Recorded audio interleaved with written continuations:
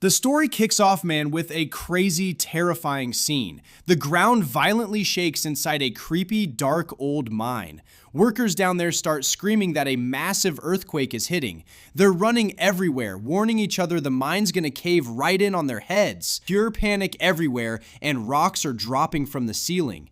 Amidst this mess, we spot a terrified girl running past the guys. As she gets close to one, a massive fire erupts. The whole mine turns into a pile of dirt and rubble, swallowing everything in its path. Then, we cut to the town square, and it gets even uglier. We see the crowd surrounding that same girl. Guards got her tied up, screaming in her face, claiming she uses black magic. They announce to everyone that she's a cursed witch. The mob in the square starts cheering out of pure rage. You can see the hate in their eyes, demanding her death, chanting together that this witch needs to die right now. Somewhere else, away from the yelling, up in the VIP balcony, we see Boris. He's this greedy, chubby guy drinking and chatting with Commander Carter. He tells him Prince Roland is way too busy and won't even show up for this execution. Boris sarcastically adds that the prince probably won't even get out of bed. He mentions the prince thinks this border town is totally infested with witches, and he's thinking about heading back to the Grey Castle instead of hanging around this depressing dump. Next up, we see Barav, the prince's assistant, walking down the hall. He bumps into the maid Tyre, asking where the prince is. She whispers back, telling him he's still knocked out. Barav isn't having it. He barges into the room, calling out for Prince Roland. He's low-key freaking out, trying to wake him up, telling him it's super late and everyone's waiting for his verdict at the square. Our hero opens his eyes, looking completely shocked and confused. We see him looking around, totally lost, asking himself, "Where the hell am I? How did I even get here?" The prince hears the words verdict and execution and is totally clueless. He thinks he's dreaming, but touches his hands and realizes it feels way too real. This isn't just a nightmare. Roland looks at Barav and foreign memories suddenly pop into his head. He recognizes him, calling him Barav. Barav is weirded out by the prince's vibe, but promises he's his loyal servant. He reminds him again that it's execution time and they gotta face the crowd. The prince decides to just play along until he figures things out. We see him walking heavily next to Barav, still tripping out over being in this guy's body, asking himself, "What exactly happened to me?" The second the prince hits the balcony, the crowd goes wild, cheering like he's their savior. Roland looks down, and his eyes lock onto the girl with a noose around her neck. That's Anna, the girl they framed for magic. Barav steps up, demanding the order right now. Roland asks him, mind blown, "Wait, this helpless girl is the witch you were talking about?" Barav confirms it's her. Right then, Roland thinks to himself that this whole witch-hunting garbage makes zero sense. Roland tries to dodge the situation, saying he's sick and wants to push this back to another day. He tells Barav to just clear the crowd, but Commander Carter jumps in quick, saying this ain't a joke. He warns him if they don't execute her right now, she'll attract more witches and cause total disaster. Roland looks at Carter, and data flashes in his mind, letting him know this guy is Carter Lannis, his knight captain. Roland smirks, telling him he shouldn't be so scared. He adds that if more witches show up, that's actually better so they can bust them all at once. Carter and Barav look at each other, totally shocked by the prince doing a complete 180. Meanwhile, the crowd starts grumbling, wondering why the prince won't kill this cursed witch. We cut back inside the house, where Roland is sitting, wrapping his head around his new situation. We see him analyzing everything around him. He realizes he's now in the body of a totally irresponsible prince, stuck in some worthless, unknown land right in the middle of a super primitive and ignorant society. Roland knows this era is basically the Dark Ages, filled with brutal power struggles between siblings. He starts asking himself, what the hell he can even do in all this chaos and stupidity, and what his true place is in this brand new world. Right then, our boy decides to face reality and accept his fate.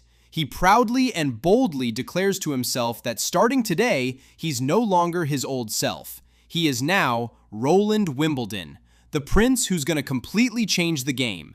We see Roland looking in the mirror, telling himself that since he's here, he's got to use every single ounce of science and knowledge he has to build a completely new and different world. Suddenly, his assistant Barov walks in, saluting him and saying he showed up because the prince called for him. Roland looks at him super calmly and tells him to take a seat so they can talk about something important. Barov starts talking, and you can see the panic and confusion all over his face. He asks the prince why he stopped the witch's execution yesterday, warning him that this whole thing is super dangerous, urgent, and can't be delayed. Roland just looks at him coldly and asks, why? Here, Barov pulls out a weird coin or amulet and drops it in front of the prince. He explains their guards spotted witches in the western forest and found this exact amulet there. We see Roland grabbing it, looking heavily focused. Barov keeps going, saying this amulet is the Demon's Eye of the Holy Mountain, the official logo for the Witch Cooperation Association. Roland asks what the hell this association is, and Barov explains it's a group gathering witches together, aiming to unite them all to find the legendary Holy Mountain. Barov also tells the prince that legends say witches will find eternal peace there. That's why this group is constantly trying to turn innocent girls into witches. He even thinks they're the reason behind the missing babies at the port of Clearwater. Roland starts connecting the dots and asks Barov if he's scared this group will show up to bust out the captured witch. Barov confirms it, saying these witches are totally psycho and will do literally anything so they don't leave one of their own behind. Barov begs the prince to drop the execution order ASAP to dodge the drama, explaining these witches got terrifying powers, and the kingdom's knights might not even stand a chance against them. Roland zones out for a sec, then asks, how did you even catch her if she's that strong? Barov tells the story, explaining that a few days ago when the mine collapsed, this girl showed her true colors and used her magic. He says she unleashed hellfire that burned a poor guy so bad, his body and head literally melted to the ground like wax. Here, Roland makes a shock decision and tells him he wants to see her himself. Barov is stunned by the request, asking him in disbelief how he can meet her, but Roland firmly stands by his choice. Prince Roland asks why they execute witches by hanging, noting it's usually by burning. Barov explains that this specific girl isn't afraid of fire and it doesn't even affect her. As they reach the prison and get close, Commander Carter tries to stop the prince from acting reckless. He warns him she's an evil witch, and the god's locket of retribution she's wearing might not be enough to keep him safe. Roland looks at him like an absolute boss, telling him that a guy who wants to defeat evil has to face it head on. He tells his commander that justice shouldn't just target the weak and ignore the real threats. Carter shuts up, feeling helpless, and agrees to follow his orders.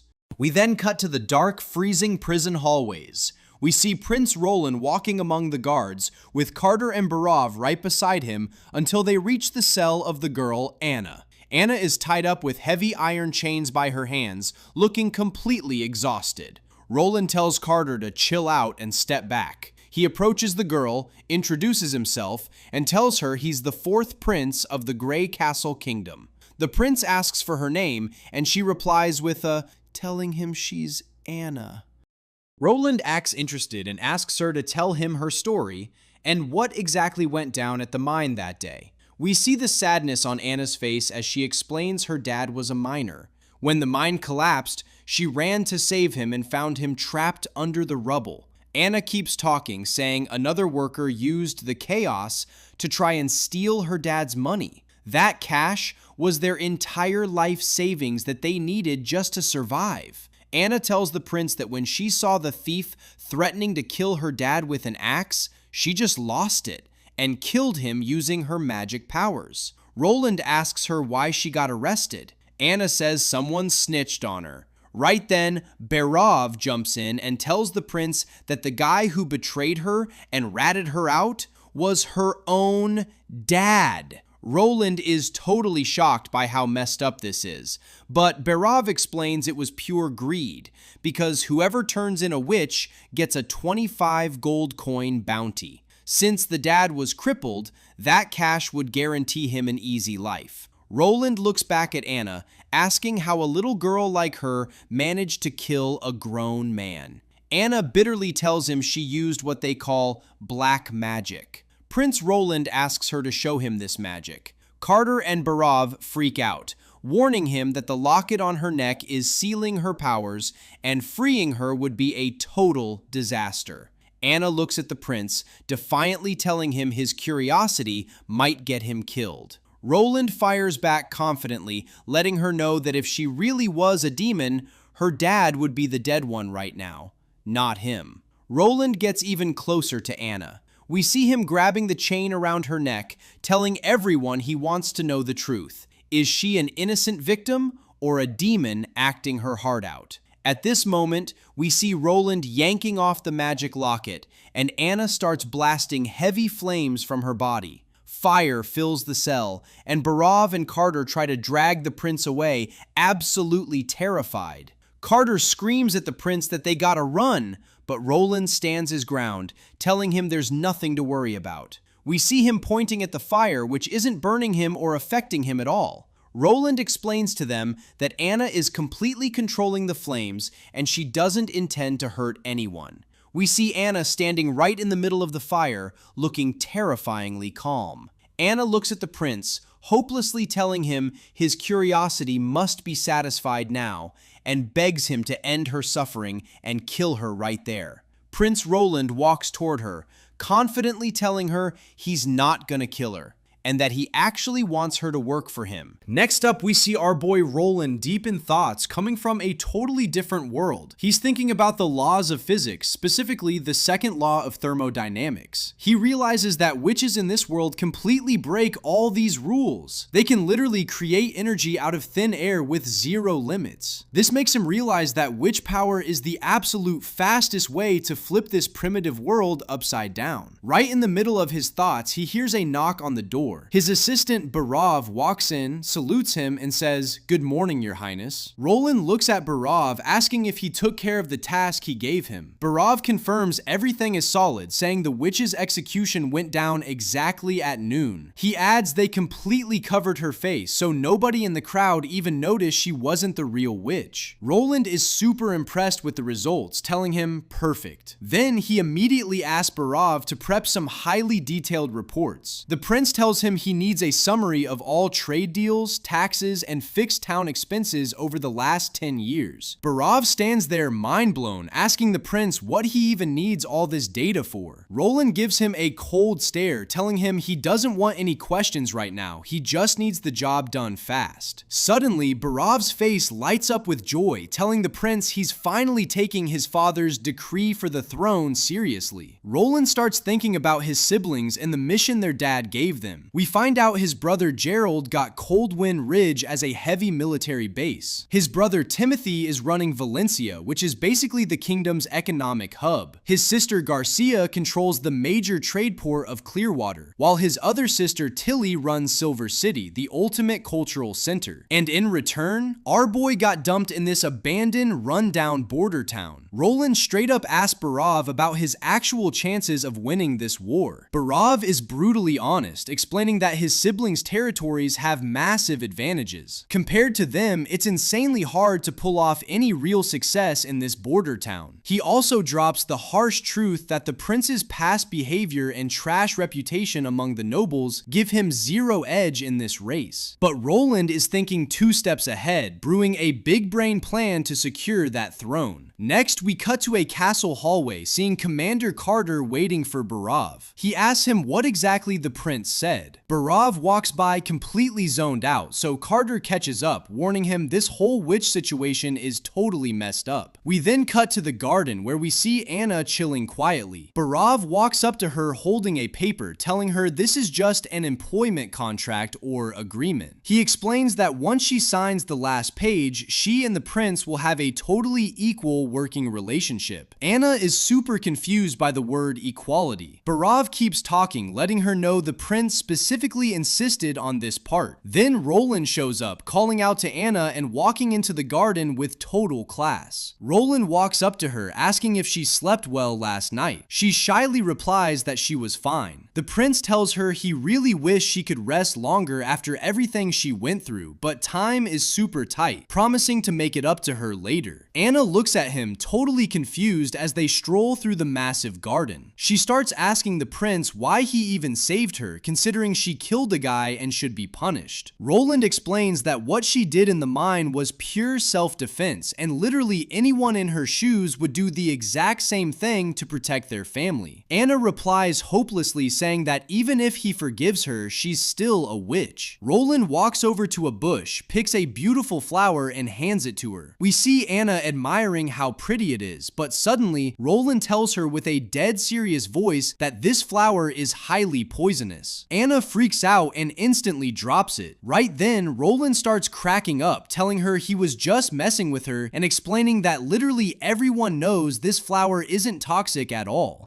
He starts getting his point across, telling her the flower's core never changed. The only thing that changed was her view of it based on what he said. He explains the exact same logic applies to witches. From his perspective, her power is just like this flower, a product of nature, not inherently good or evil. But she tells him her power is genuinely terrifying and could kill anyone who gets close. She admits the church is right and that witches are literally the embodiment of evil, eventually begging him to just kill her and get it over with. But Roland just looks at her, saying if she really wants to die, that's her right. But he makes it clear that dying isn't a solution, it's just running away. Roland then pitches her a second option, asking her to help him build a brand new world where witches can live freely without any fear. A world where they won't have to hide or feel ashamed of who they are. A world where they can use their powers to help people and heal the pain of this world. Anna starts tearing up, telling the prince she just wanted to go back to school, read with her classmates, and sing in the fields. She reveals her ultimate dream is to become a teacher just like Mr. Carl, hanging out with kids and teaching them how to read and write. She asks the prince with a super hopeful voice if this dream could actually come true. Roland looks deep into her eyes with pure confidence and says, "Absolutely." He tells her it's going to happen as long as they work together. Next up, we see Prince Roland teaching the witch Anna how to control her powers. He explains she's got to train in this exact spot to stay completely off the radar. He lets her know her main goal right now is having absolute control over every single detail of her magic, whether it's the exact temperature or the sheer power of her flames. He also warns her to be super careful while training so she doesn't accidentally burn her clothes off again or set anything nearby on fire. Right after that, we see Roland chilling in his office, looking completely drained and exhausted because he pulled an all-nighter studying those reports. His assistant Barov walks in, looking at the prince with serious concern, telling him he must be dead tired from staying up all night. Roland starts breaking down what he discovered with Barov. He tells him he read last year's report and realized the only industry worth anything in this border town is mining. We see him flipping through the papers, explaining they're digging up massive amounts of rocks, ores, and gemstones.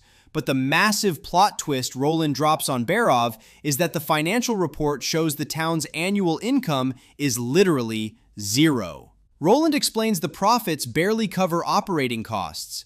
Even crazier, there's zero data on the citizens' lives or their taxes, and most importantly, this border town has absolutely zero farming. Roland starts apologizing to Barov for slacking off in the past, admitting he was drowning in a life of luxury and partying while leaving him with all the heavy lifting. But he promises him that starting today, he's done running away. He's going to be the true leader. He asks Barov to stick by his side and help him out. Barov gets super hyped, pledging his loyalty and promising to do whatever it takes. He then hits the prince with the harsh reality of the massive food crisis caused by Boris. Roland just smirks sarcastically, saying he actually thought Boris was a decent guy. He figures he's definitely salty because Roland took the town from him. But thinking logically, Roland says since the border town belonged to Boris, it only made sense he'd try to sell the ores at a fair price. Barov then drops the bitter truth on the prince. He explains that Boris, and all the nobles who ruled this town before, actually own estates over in Longsong's stronghold. All their real interests are over there. Because of that, they never had any intention of upgrading this border town. They just treated themselves like overseers, coming here to mine the ores and ship them off to their bosses in Longsong for a cut of the profit.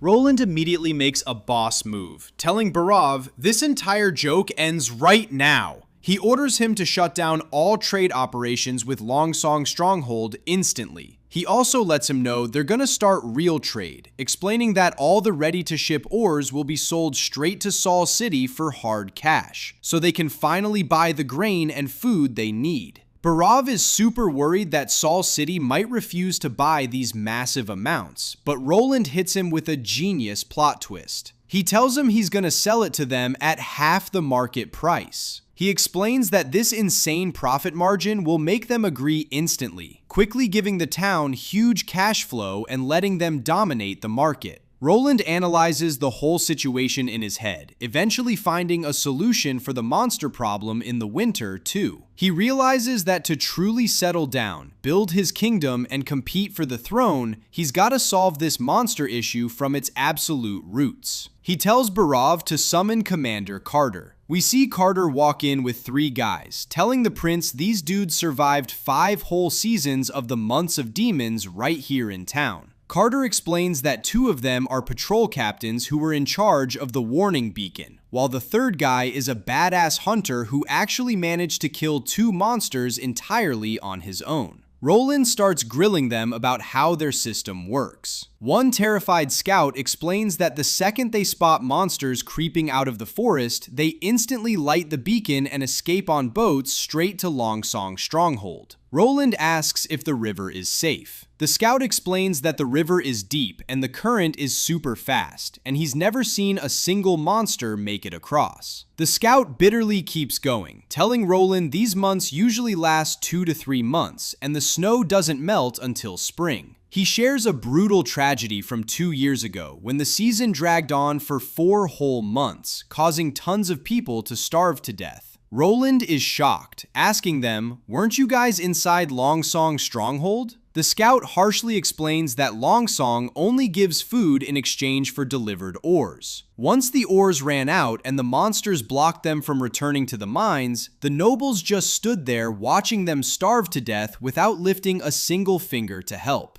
Roland turns his attention to the hunter, asking about the monsters he killed. The hunter tells him he took down a wolf and a wild boar. He explains these beasts are originally just normal animals, but the corrupt fog boosts their primal instincts, turning them into absolute nightmares. The hunter explains that the boar's skin gets so insanely tough that arrows can't even pierce it, and the wolves get so fast they require special traps. That's exactly why the walls of Longsong Stronghold can actually stop them. Roland notices the hunter's features look a bit different, so he asks Carter about him. Carter says he's an exile from the Sand Nation. Roland looks at the hunter with total respect, telling him he doesn't care where he came from. As long as he's in this border town, he is one of his people. He tells him to hold his head high and say his name with pride. The hunter looks right at the prince, telling him his name is Iron Axe. Roland promises him a huge reward for his bravery, tossing him and the scouts 10 silver coins each, and orders them to head out.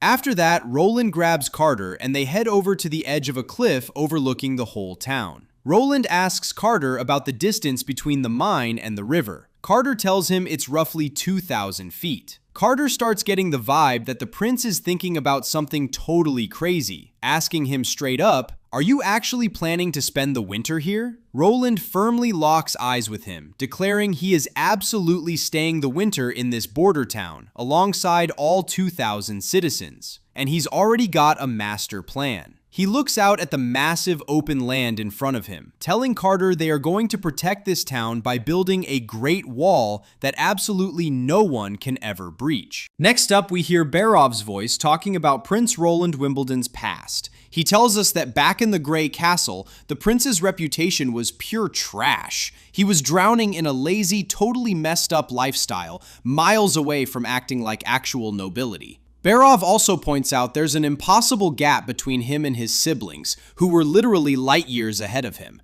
Barov keeps going, admitting that if the king hadn't promised him the Minister of Finance position after this war, he would have never agreed to come to this absolute dump to help a complete loser like him. But suddenly his tone shifts.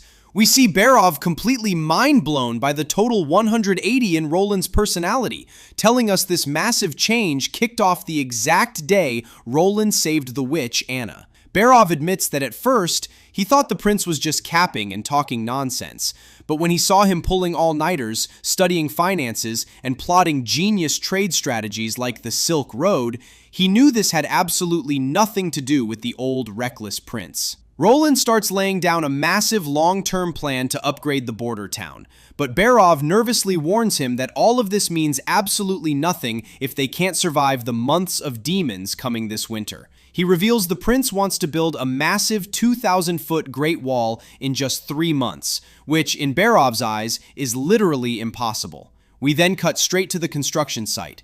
We see Roland ordering the workers to haul limestone and clay from the North Mountain mine. He tells them they need to smash the stone, mix it with the clay, and spread it all over the ground. Next, we see Anna walking in. Roland asks her to use her magic to blast this mixture with insanely high heat. Right after that, he orders Commander Carter to mix a specific ratio of gypsum powder into the burned batch. Carter looks at the prince, totally confused, asking what the hell he's even doing. Roland just smirks, telling him this is a brand new chemistry recipe. He proudly tells Anna he's about to show her the magic of science. Roland orders Carter to mix this powder with water and pour it right into the gaps between the stones, promising him that by tomorrow, these stones will turn into a rock-solid wall that nobody can ever break through.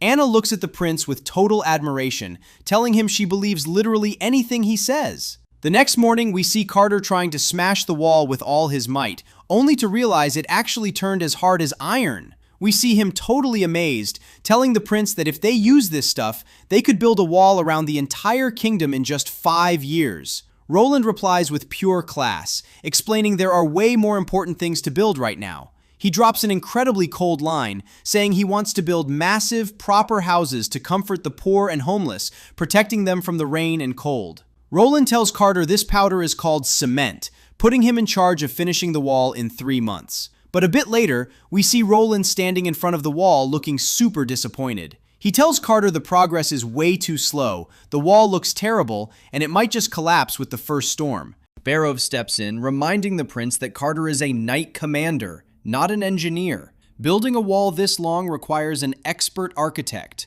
He tells him they desperately need professional builders and workers. Roland makes a boss move instantly, ordering Barov to post job ads in all the surrounding cities. We see the ad getting pinned up in the town square, offering insane salaries. We then cut to a guy named Carl Van Bate, a simple teacher in the town. We see him sitting with a little girl named Nana, who terrifiedly tells him that she just turned into a witch too.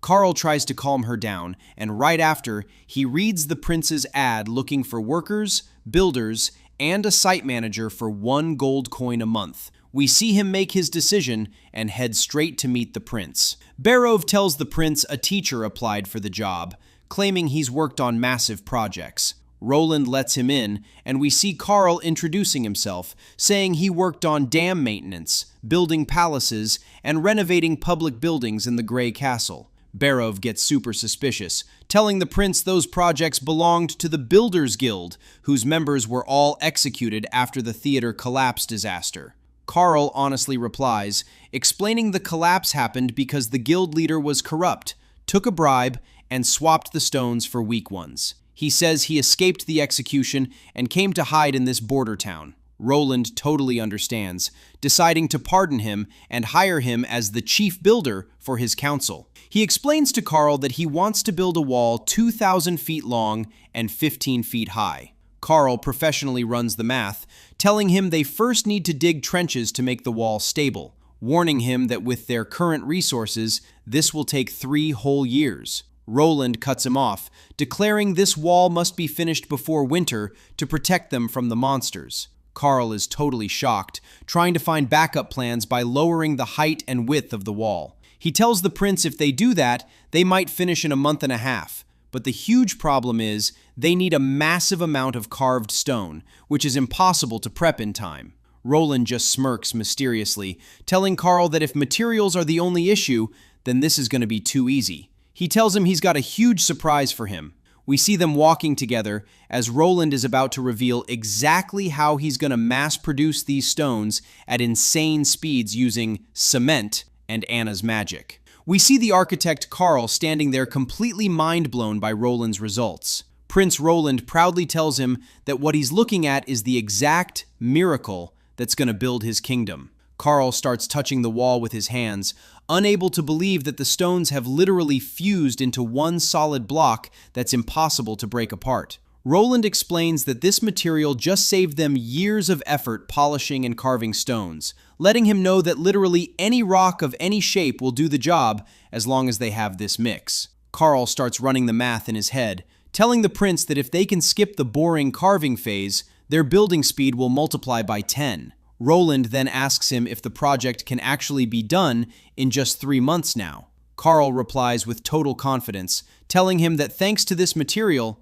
it's entirely possible. Carl asks for the name of this magical stuff. Roland tells him it's called cement. We see Carl repeating the name in awe, saying he will absolutely never forget it. He tells the prince he can't even wrap his head around how chemistry created something this beautiful and strong. Roland smiles, promising to write him a detailed catalog or instruction manual later, and tells him if he needs anything, just hit up his assistant, Barov.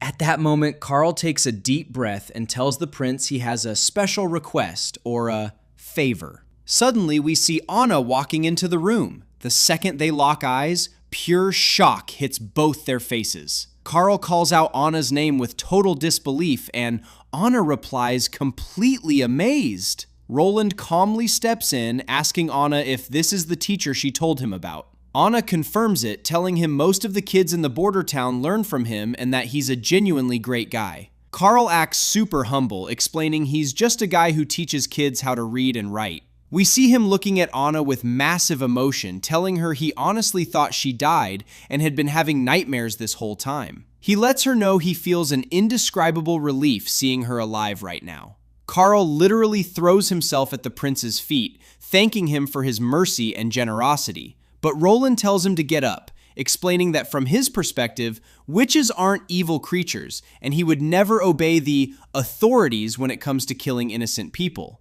Feeling a weird sense of safety, Carl decides to drop a massive secret on the prince. He reveals there is actually a second witch right here in the border town. This news hits Anna like a truck. She can't believe the little girl Nana also fell into the trap of magic. Commander Carter and Barov start exchanging nervous looks, realizing that having 2 witches in a tiny village like this could trigger a terrifying purification crusade by the church. Carl keeps talking, begging the prince to show mercy to Nana since she's still young and innocent. He tells him Anna is so lucky to be under the protection of a brave prince like him. Roland corrects him real quick, making it clear he didn't save Anna just to make her his maid. He saved her because he desperately needed her help, revealing that Anna is actually the one who made the cement that just blew his mind. Carl is completely stunned by what he's hearing. Roland then orders Carl to bring Nana to the castle, guaranteeing her absolute safety.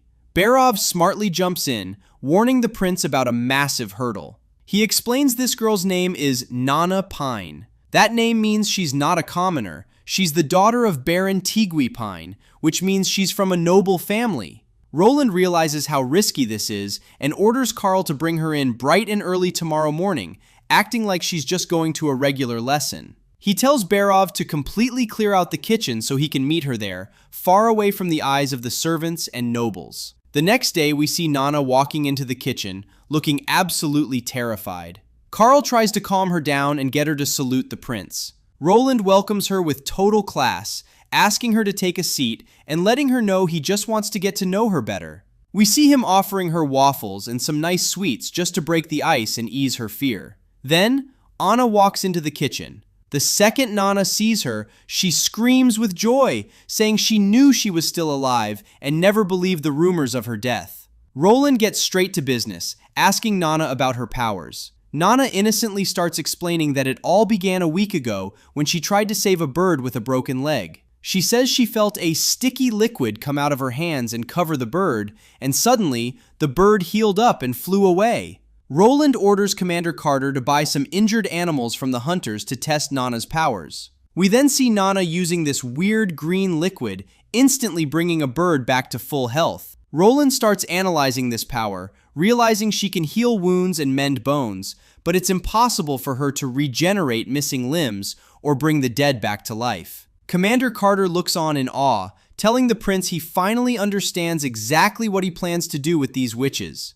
Roland tells him to take Nana back home for now and bring her in for secret training later. He explains that if her secret leaks right now, all the nobles will instantly turn on him. Carter then asks the prince if he seriously thinks the wall and the witches are enough to survive the winter. Roland replies mysteriously, telling him, "Absolutely," but drops a chilling warning that the cursed monsters aren't the only enemies they need to worry about. In the dark shadows, conspiracies are slowly brewing. This cold-blooded lady hears some sweet news about her fleet looting merchant ships and calmly rewards the captain. But the hype doesn't last. The assassination attempt on Prince Roland totally failed. The poison that was supposed to wipe him out literally just put him to sleep for a bit. She takes zero excuses, instantly ordering the hanging of the alchemist who cooked up that trash poison, and gives the female assassin one absolute last chance to finish the job. On the flip side, Prince Roland is out here building his kingdom from absolute scratch. The town wall is going up, supplies have safely arrived,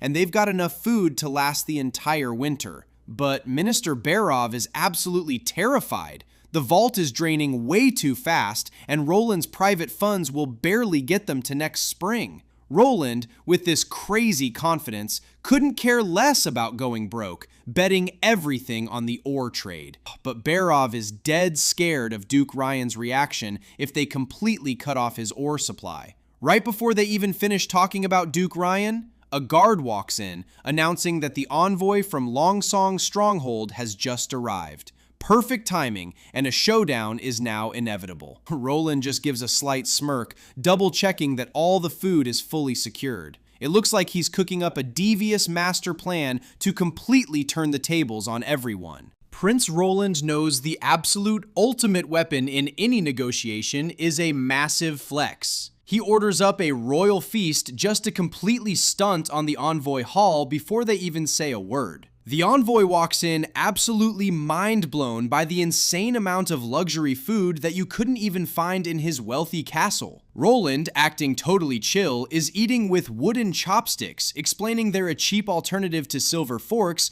and that he's going to teach everyone how to use them. And the second the envoy compliments the meal, Roland drops his first massive bomb. "I actually just got all this food today from Willowtown. The message is crystal clear. I don't need you guys to feed my people." The envoy finally gets down to business, asking about the delayed ore shipments they were supposed to trade for food. But Roland already has a bulletproof excuse locked and loaded. He tells him the mine collapsed, so production is completely dead, and he refuses to trade the little ore he has for the castle's garbage food rations that just leave his people starving. Roland flips the table completely, declaring, "The old barter system is officially dead." He reveals he sold the ore to Willowtown for solid gold and bought enough food to last the entire winter. The envoy tries to argue that Willow is way too small to make real profit and that his stronghold is the ultimate market, but Roland is just dragging him right into his master trap. And here comes the absolute master stroke. Roland offers to sell them the ore at a straight 30% discount off the market price. Just like that, the greedy merchant envoy starts drooling over the insane profit margins and is definitely going to try to convince the Duke. Right before the envoy leaves, he tries to act smart, warning him about the brutal winter and advising him to just run away to Longsong's stronghold. But Roland completely shuts him down with a jaw-dropping decision. I'm not going anywhere. I'm building a wall to protect my town this winter, and I'm making it the brand new border of the Grey Castle Kingdom. The reckless prince just instantly transformed into a king building his absolute empire, and nobody has even processed the shock yet. In the pouring rain, Roland sends off the ambassador from Longsong's stronghold. The guy leaves him with a grim warning. His stubbornness is gonna straight up doom Border Town. Sure, Roland has a VIP escape route if things go south, but the commoners? They're sitting ducks. Roland plays it cool though. He basically tells him, I know exactly what I'm signing up for. Cut to Longsong's stronghold, where the snooty nobles are having a little powwow. Petrov drops the bomb. Roland sold their ore and bought enough grub to feed his entire town all winter. But get this, he ain't running to their fortress to hide during the months of demons like usual. Nope, the absolute madman is building a wall and planning to fight the beasts head on. The nobles lose their minds laughing. They think he's just playing in the sandbox and his little wall is gonna crumble in a heartbeat. The Duke? He's just sipping his wine like a mastermind, thinking if he screws up, he comes crawling back. If he kicks the bucket, well, the circus is over. Things get real gloomy in Border Town. Pouring rain, depressing vibes everywhere. Roland gathers the whole town in the square. He steps up, owns his title as the prince, and gives it to them straight with zero sugarcoating. The stronghold cut them off. No food, no backup, just because the mine caved in. Cold-blooded. And to make things worse, the stargazers are predicting a brutal 4-month-long winter. It's going to be pure hell. Roland hits them right in the feels. He reminds them of the absolute nightmare from 2 years ago, how everyone lost someone, a friend, a partner, a kid. With the rain pouring down, he screams into the storm, "What else do we even have left to lose?" Petrov tries to play the smart diplomat, pitching Roland's wall as a sneaky trade scheme. He suggests a win-win, buy the ore dirt cheap and help build the wall. But the Duke? He just laughs right in his face. He tells Petrov that's small-time merchant thinking. The Duke doesn't give a rat's ass if Border Town thrives or burns. He's all about absolute dominance. You cross him on his turf, you get crushed. Prince or no prince. Meanwhile, back in the mud, Roland pulls the tarp off a massive food stash. He swears on his royal blood that the nightmare is over. He's calling for a militia, but he's putting his money where his mouth is, paying cold, hard cash and death benefits. He lays it on the line. Freeze to death like cowards, or fight for your home with some damn pride. The crowd loses it, totally pumped. And Anna, she's watching him, totally spellbound. We gear down for a little Science 101. Roland is schooling Anna and Nana, dropping knowledge about how air is actually made of different gases. He pulls off a slick experiment with a candle and some lime water to prove his point. One gas feeds the flame, the other snuffs it out. He goes a bit philosophical, saying that harnessing fire is what separated humans from beasts. And then he drops the real truth bomb.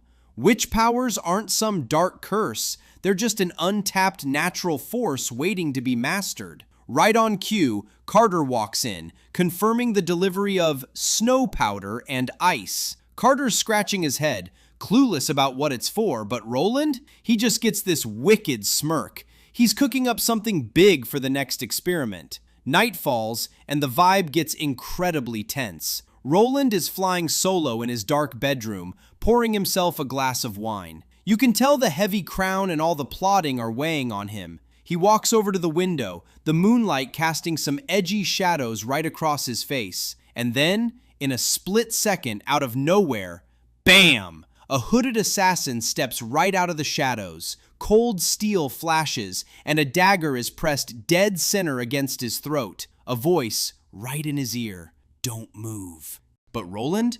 The guy doesn't even flinch. Ice in his veins, he smoothly tells his attacker to chill out, claiming he means no harm. The assassin drops her hood, revealing a stunning blonde. He demands to know who she is, and she flashes a mysterious emblem, the Holy Mountain. Roland connects the dots instantly. He's still dealing with witch business. He looks her dead in the eye and asks the million-dollar question, "Are you a witch?" She nods, dropping her codename, Nightingale. But why is she sneaking into his bedroom? Turns out it's not a hit job, it's a thank you visit. Nightingale admits she originally crashed this place to pull off a jailbreak for a captured witch, but plot twist, she saw that Roland actually spared Anna's life. In fact, she's been creeping in the shadows for a whole week, watching his every move, and even knows about little Nana. Representing the Witch Cooperation Association, she's here to pay her respects to the one royal who isn't a total scumbag.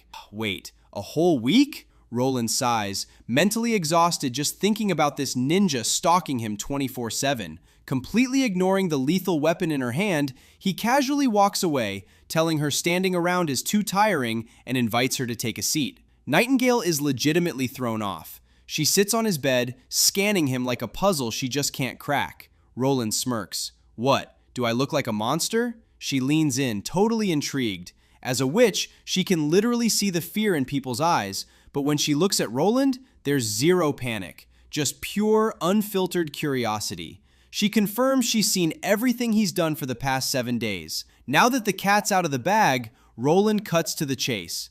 "So, what's your next move?" Nightingale decides it's time to drop a massive bombshell. Remember that nightcap the head maid just brought him? Yeah, it came with a secret ingredient, a lethal dose of a poison called Tears of the Gods. She hits him with a harsh reality check. His own castle is crawling with snakes. Roland is visibly shook. His own staff is trying to take him out? Nightingale smoothly points out that she just saved his life, and in her world, favors aren't free. As payback, she wants to take Anna with her.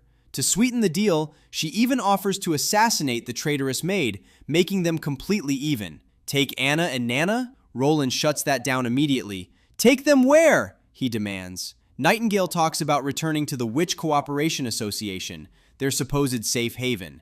But Roland instantly calls out the fatal flaw in her logic.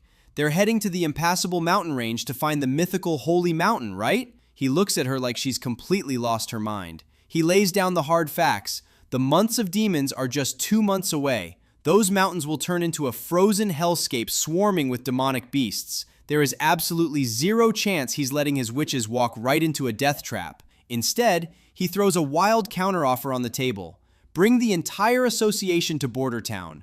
They can survive the brutal winter under his protection. Nightingale laughs it off, thinking he's totally delusional. The church would massacre them if they gathered in a human town. She intensely questions his motives. Why risk his own neck for a bunch of witches? Roland doesn't even blink. Because they are incredibly important to me. The atmosphere in the room thickens. Realizing he won't budge and won't hand Anna over, Nightingale's eyes glow with a chilling, subtle threat. If they're that important, you wouldn't want Anna's life to be in danger, right? Roland freezes. The friendly negotiations? They just turned into a hostage situation. The mood shifts from tense to tragic. Nightingale finally drops the tough act and reveals why she's so desperate to take Anna. She tells Roland about the Day of Adulthood, a literal nightmare every witch faces when they turn 18. It's not a celebration, it's a death sentence. Their own magic violently backlashes, tearing their bodies apart from the inside out. Blood vessels burst, and the pain is so excruciating that many witches just don't survive. They die screaming in pure agony. That's why she needs the Holy Mountain. It's their only shot at eternal peace, their only real escape from this cursed fate. Hearing this brutal reality, Roland makes a tough call. He swallows his pride and agrees to let them go. If it means saving their lives, he won't stand in the way. He heads to Anna's room to break the news, but Anna completely flips the script. "I'm not leaving!" Nightingale is absolutely stunned. Anna knows exactly what the Day of Adulthood means. She knows the agonizing death waiting for her, but she literally doesn't care. She's made up her mind. The only place she wants to be is right here, standing by the side of the prince who pulled her from the fire. That kind of absolute ride-or-die loyalty, it leaves Nightingale completely speechless. Anna's unwavering resolve completely changes the game. Seeing this, Nightingale makes a wild card move of her own. She's staying in Border Town too, at least for now. She wants a front row seat to see if this prince is actually the real deal. Can he really protect them when the demons come knocking? If he fails, she's packing them up and leaving immediately. Roland smirks and accepts the challenge. Fast forward to the next morning, Roland wakes up, the sun is shining, and things seem perfectly normal. But in Border Town, normal has a very short shelf life.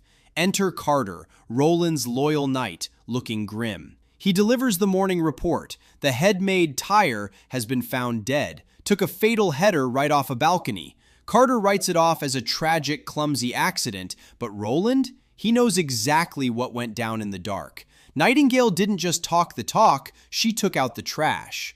Playing the perfect politician, Roland keeps a totally straight face and casually orders a proper burial. Case closed, no questions asked. Roland heads to his office, ready to start the day, only to find his new personal assassin chilling at his table, eating his breakfast. Nightingale casually debriefs him between bites. She staged the maid's accident perfectly, and as a bonus, she found a hidden letter. Turns out, the hit was ordered by his own royal siblings. Classic family drama. Roland tries to regain some authority, telling her to leave his food alone and go to the morning meeting. Her response? She just smirks and takes a long sip directly from his personal goblet. Looks like the prince just got a highly lethal, incredibly annoying new roommate. Morning meetings are always a drag, especially when your accountant drops a financial bomb. Barav delivers the bad news. Their latest ore trade was a total ripoff, leaving the town's treasury with a measly 90 gold royals.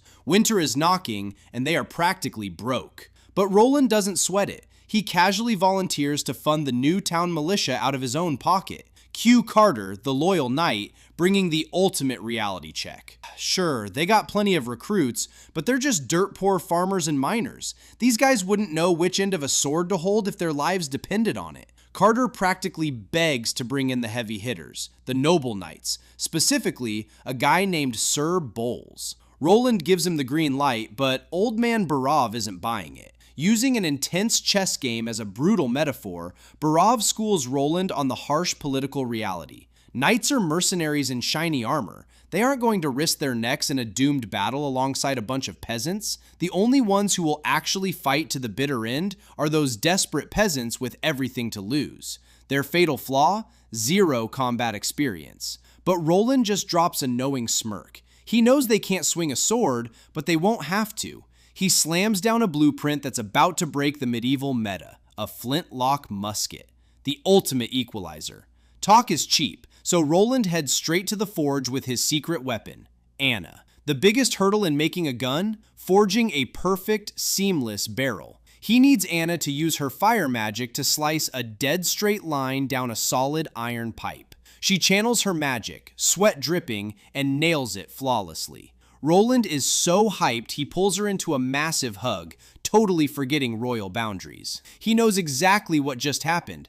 They didn't just make a pipe, they just kickstarted a whole new industrial era. Roland steps back into his room, only to find his resident shadow, Nightingale, chilling like she owns the place. He's honestly getting tired of this stalker routine, but she brushes it off. She's just doing her job, protecting him and Anna. She casually tosses him a scroll she swiped from his office. Roland tries to play it cool, acting like it's no big deal, but the dynamic is clearly shifting. Nightingale drops the tough assassin act for a second, admitting she actually respects him and how he treats Anna. Looks like the prince and the assassin are slowly turning into a solid tag team. Time to play politics. Roland and Carter ride up to Sir Bowles' lavish, overpriced mansion. Inside, over a fancy feast, Roland asks the noble for his knights to help defend the town. Bowles' response? A flat, disrespectful no. He scoffs at the very idea of his elite knights fighting shoulder to shoulder with peasant scum. And just to rub salt in the wound, he tosses them a single gold coin as a generous donation. It's a massive slap in the face. Carter is absolutely fuming, ready to pop a blood vessel. But Roland? completely unfazed. He accepts the insult with a poker face and walks out. Outside, Carter apologizes for the humiliation and asks the million-dollar question. Without knights, how do we train the peasants? Roland just stares out over the horizon, a dangerous glint in his eye. Don't worry, I have my own ways. Money makes people do crazy things, right? Cut to the militia camp where a bunch of commoners and stonemasons are grouping up. A guy named Vanner gets swarmed by his buddies. Look, for these guys, this isn't some patriotic Call of Duty, it's straight up easy money. We're talking 10 silver royals a month plus free grub just to do some odd jobs for the knights. Their master plan? If things look sketchy on the battlefield, they're gonna bounce. Vanner's got his eyes on the prize, stacking enough paper to marry his girl Shirley from the local tavern. They're literally out here joking about the 30 silver death benefit. It's all fun and games until a commanding officer suddenly barks at them to fall in line. The chatter dies instantly. His Highness, Roland Wimbledon,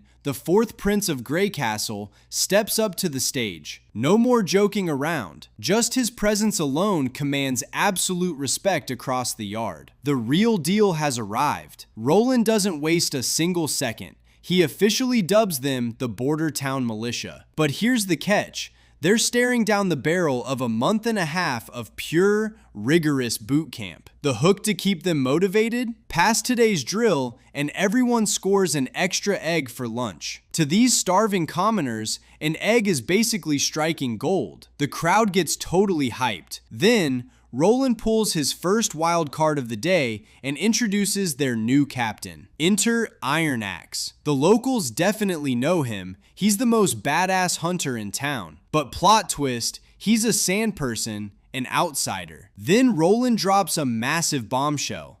Anyone who excels in training or fights like a beast on the battlefield gets an official rank regardless of their background. The prince is literally trashing the old noble bloodline rules. It's all about merit now. Iron Axe takes the reins, fully ready to break these rookies into shape. The first trial? Standing perfectly still. Sounds like a joke, right? Nope. Iron Axe demands absolute military posture. Chest out, stomach in, arms glued straight down. For half an hour, under a blazing, unforgiving sun, reality hits them like a truck. Sweat is dripping, muscles are cramping, and it's dead silent. They aren't even fighting monsters yet, they're fighting their own weak bodies. And they're pushing through all this agony just for the taste of that promised egg. Just hold on a little longer. Time's up. Those words hit like absolute magic. The recruits completely wipe out on the grass, totally gassed. Vanner is mind blown,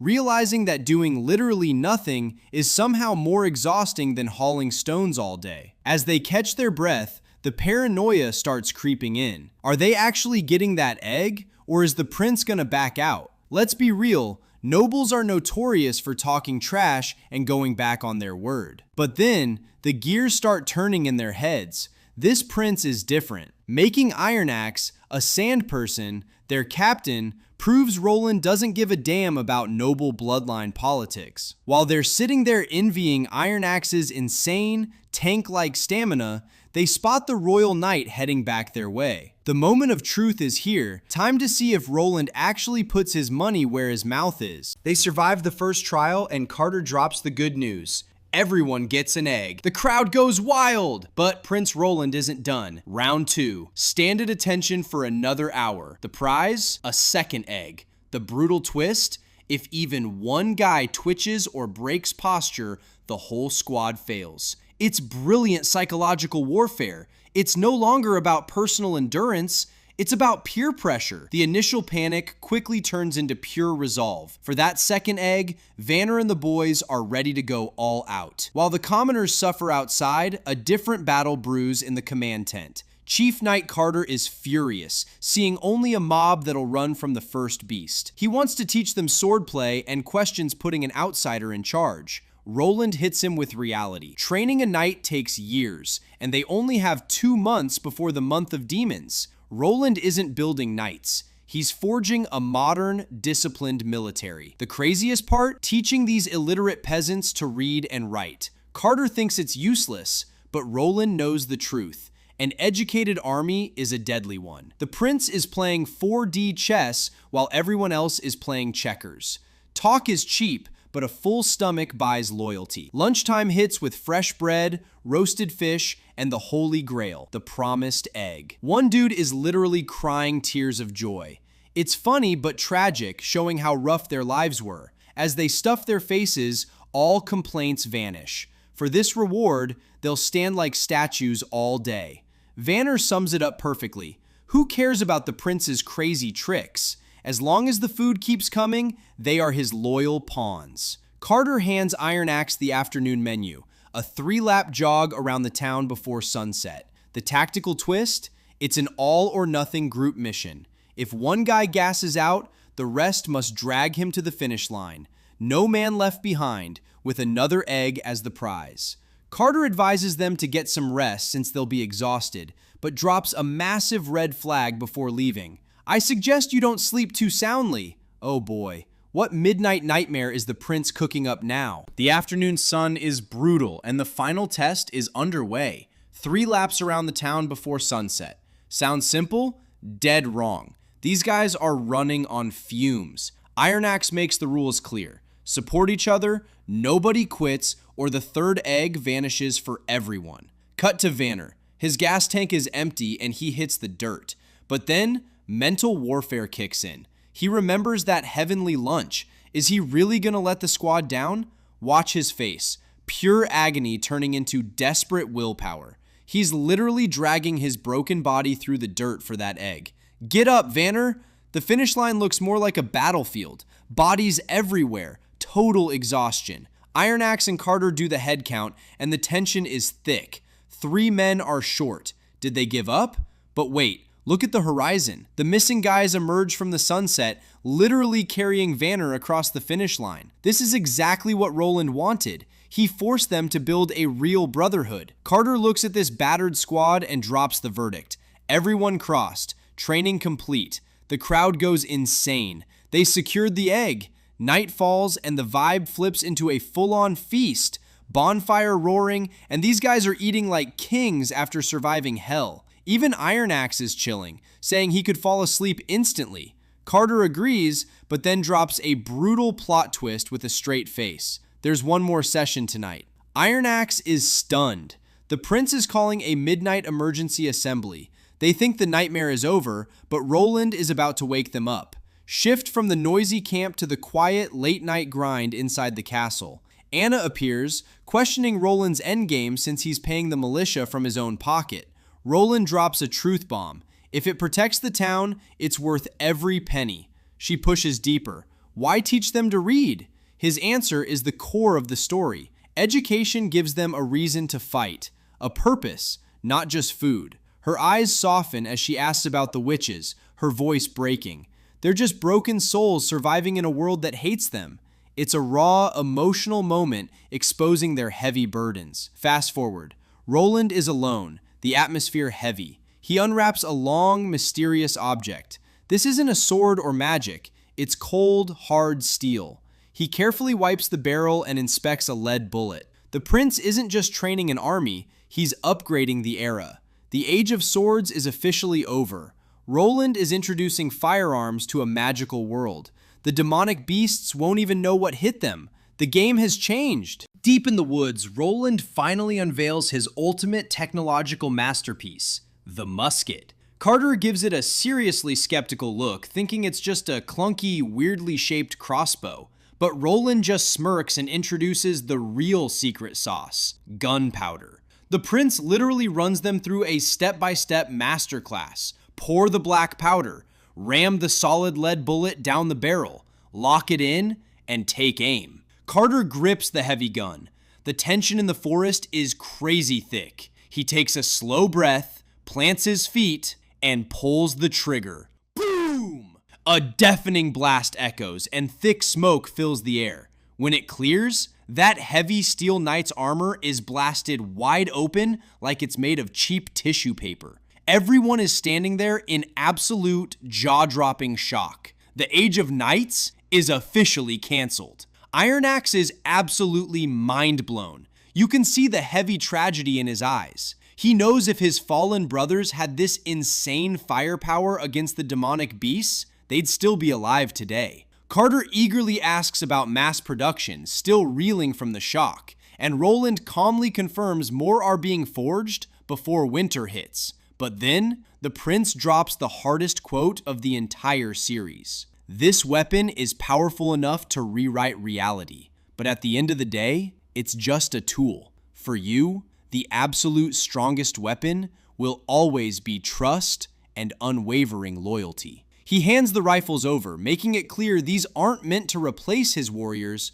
but to help them defend the town and its people. Carter and Iron Axe immediately drop to one knee in pure respect. They are officially ride or die for the prince forever. Meanwhile, completely unaware of Roland's futuristic army, the haters are having a field day back at their cozy enemy stronghold. The local nobles are casually practicing archery and treating Roland like an absolute laughingstock. They're roasting his militia, mocking the fact that he's motivating simple peasants with extra eggs instead of hiring real noble knights. The arrogant blonde noble is dead set on the idea that Roland is gonna fold and come crying for their help once the winter beasts attack. But the older duke watching them, he's not laughing.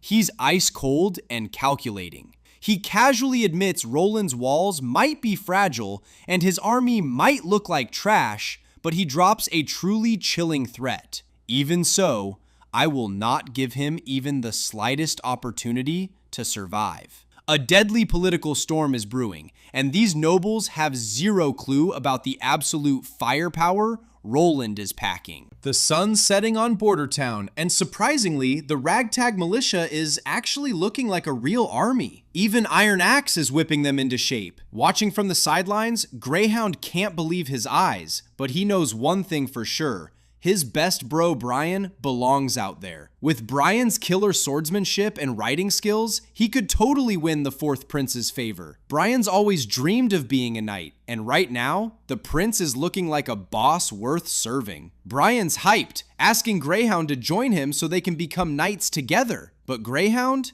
He's a simple guy. He doesn't need fancy titles. He just wants to protect their home, right alongside his best friend. It's a wholesome bromance moment, but in this world, happy moments are usually just the calm before the storm. Fast forward to night patrol, and things take a dark turn real quick. Brian and Greyhound walk into a shady cabin meeting led by their so-called captain. Turns out, the captain's uncle is tight with the Duke, and the Duke is furious that the fourth prince is flexing on his territory. He wants to put the prince in his place, but since flat-out assassinating royalty is a one-way ticket to the executioner's block, they've got a dirtier plan. Hit him where it hurts, the food supply. By burning the rations right before the months of demons, the prince will be forced to retreat. The reward? Knighthood and prime real estate. But Greyhound isn't having it. Burning the food means dooming the entire town to starve during a 4-month brutal winter. The captain and his greedy thugs couldn't care less if the locals eat dirt, as long as they get paid. But here's the catch. The food is locked up tight in the prince's castle. The only reason the captain brought them in? He knows Greyhound used to sneak through an abandoned well that leads straight into the castle gardens. It's the perfect back door. The captain offers them the ultimate bribe.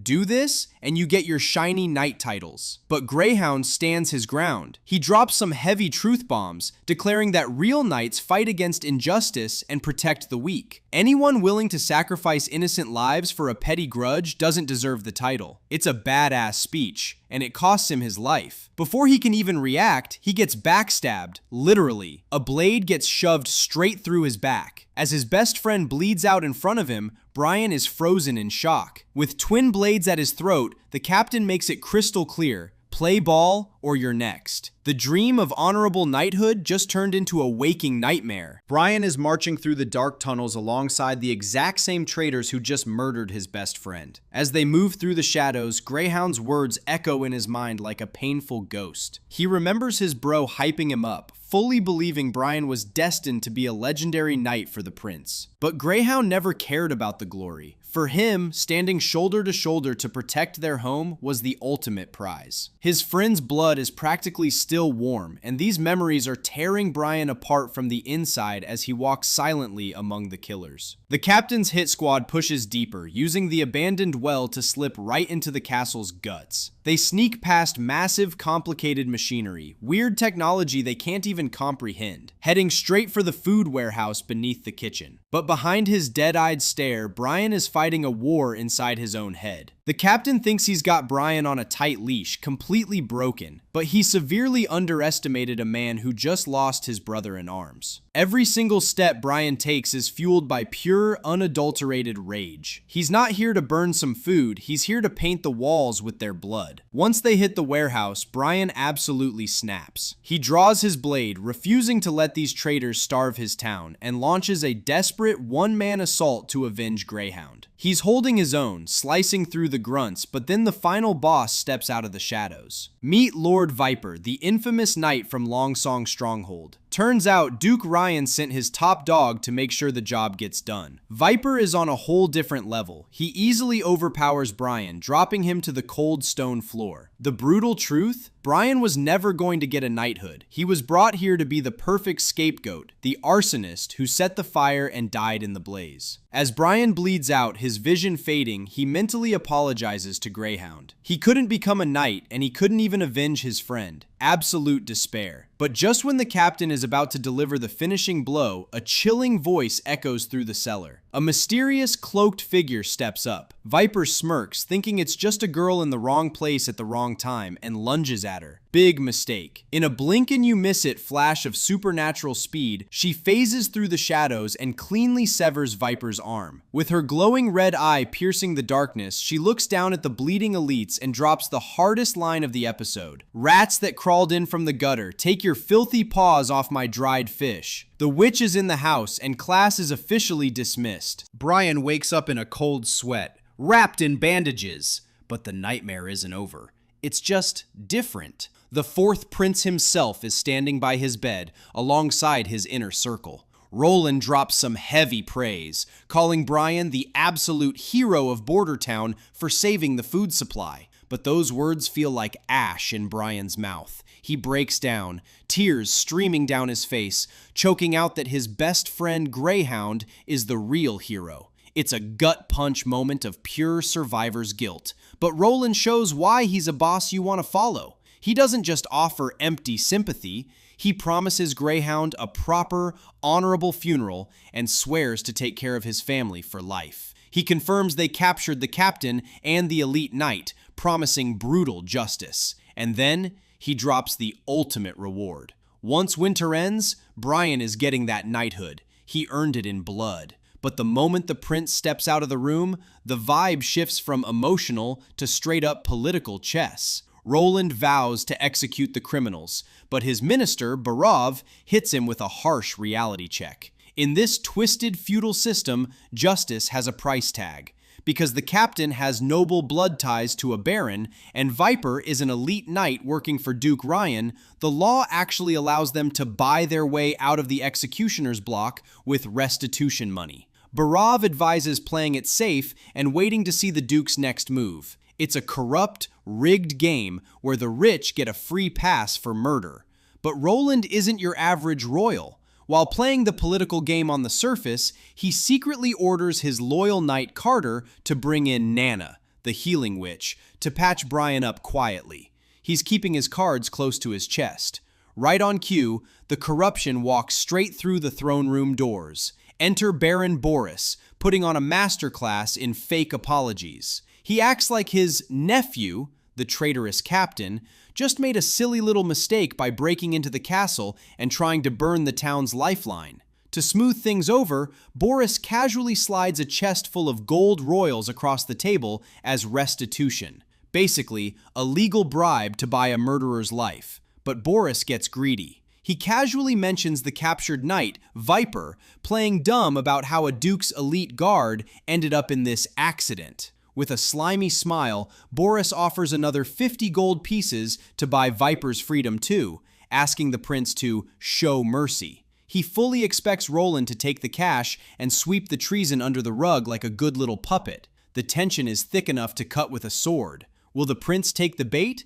Or is this Baron about to learn a very painful lesson? The tension in the throne room is off the charts. Baron Boris thinks he's got the prince in his pocket with the chest of gold, expecting him to sweep the treason under the rug. Roland plays along for a second, agreeing to treat the assassination attempt as a personal act to avoid a direct war with the Duke. But then, he totally flips the script. Instead of taking the bribe, he sentences the traitors to death by hanging, effective immediately. The Baron panics and tries to pull the ultimate get out of jail free card. Noble crimes can be pardoned in the name of God. Roland doesn't even blink and drops the coldest line of the season. If pardoning them is God's will, then I shall send them to meet God. Absolute savage. He even forces the terrified Baron to watch the execution. Out in the town square, Roland spins a masterclass PR narrative, publicly hanging the elites and elevating Brian and Greyhound to absolute legendary status. Later that night, Roland is chilling on the balcony when Nightingale phases out of the shadows. They share a moment of mutual respect, and Roland decides to shoot his shot, professionally. He offers her a legit gig as his personal bodyguard, complete with a monthly salary, weekends off, and paid annual leave. Nightingale is standing there buffering, completely mind-blown by these modern-day labor rights. But things get incredibly deep real quick. She calls out his hypocrisy. How can he execute nobles in the name of God while simultaneously protecting witches, which goes against everything the church teaches? Roland doesn't hold back. He drops a heavy theological truth bomb. He separates the corrupt church from actual divinity, declaring that justice should be blind to status. He's doing what's right for his people. And his closing statement? If God doesn't understand that, then he isn't God. Nightingale is left utterly speechless. This isn't just a prince, this is a revolutionary. Underneath a massive, beautiful tree on a sunlit hill, Brian visits Greyhound's grave. The emotional damage is heavy here. He brought the white lilies, and he brings the bittersweet news. The prince kept his word. Brian is officially getting the knighthood they both dreamed of. But the victory feels incredibly hollow without his best friend there to share it. In a tear-jerking final promise, Brian swears to wield his sword and protect Bordertown with everything he's got, carrying on Greyhound's will forever. He says a final, heartbreaking goodbye to his brother-in-arms. The town is safe, but the scars are permanent. Duke Ryan is fuming. Roland just executed his men, and the Duke is ready to march on Bordertown and turn the prince's skull into a chalice. But his young advisor steps in and drops some cold, hard logic. You can't just declare war on royal blood without consequences. He lays out a ruthless 3-step master plan. First, play the Scorched Earth card. Hoard all the food and people in the stronghold, starving Roland out. Second, lock down the choke points to block any backup from the first prince. Third, wait it out. The months of demons are right around the corner. Why waste troops when the monstrous hordes can do the dirty work for free? If Roland somehow survives the winter, they'll crush him and blame his death on the beasts. It's a flawless, cutthroat strategy. The Duke buys it. Roland is officially on a ticking clock. Meanwhile, back in Bordertown, Roland is about to change this medieval world forever. He gathers his inner circle to unveil his ultimate trump card, a massive iron contraption. He gives Anna the signal, and she uses her fire magic to ignite the furnace. As the water boils and the gears start turning, the crew is mind blown. Roland officially introduces steam engine number 1. Chief Knight Carter watches the massive wheels spin and realizes the terrifying truth. The raw, unstoppable power of this machine makes a whole squad of elite knights look like a joke. It takes 15 years to train a knight, but only a few days to build this beast. Carter starts having an existential crisis, wondering if knights are obsolete. But Roland shuts that down quick. Knighthood is a spirit, not just riding a horse. Guns will replace bows, and this steam engine? It's their new iron cavalry. But Roland isn't throwing this tech onto the battlefield just yet. He's playing the long game. The immediate goal? Supercharging their economy. He orders the engine to be deployed at the North Slope mine. We get an epic montage of tracks being laid down and the steam engine hauling heavy loads of ore like it's nothing. Manual labor is instantly minimized and production efficiency goes through the roof. The miners are cheering, completely hyped by this mechanical beast. But Roland knows better than anyone. With great power comes massive risks. High pressure steam is a literal death trap if it blows. He immediately establishes strict safety protocols protocols, loud whistle warnings, and mandatory evacuations before venting the pressure. Border Town is officially entering the Industrial Revolution, and their enemies have no idea what's coming. The calm before the chaos.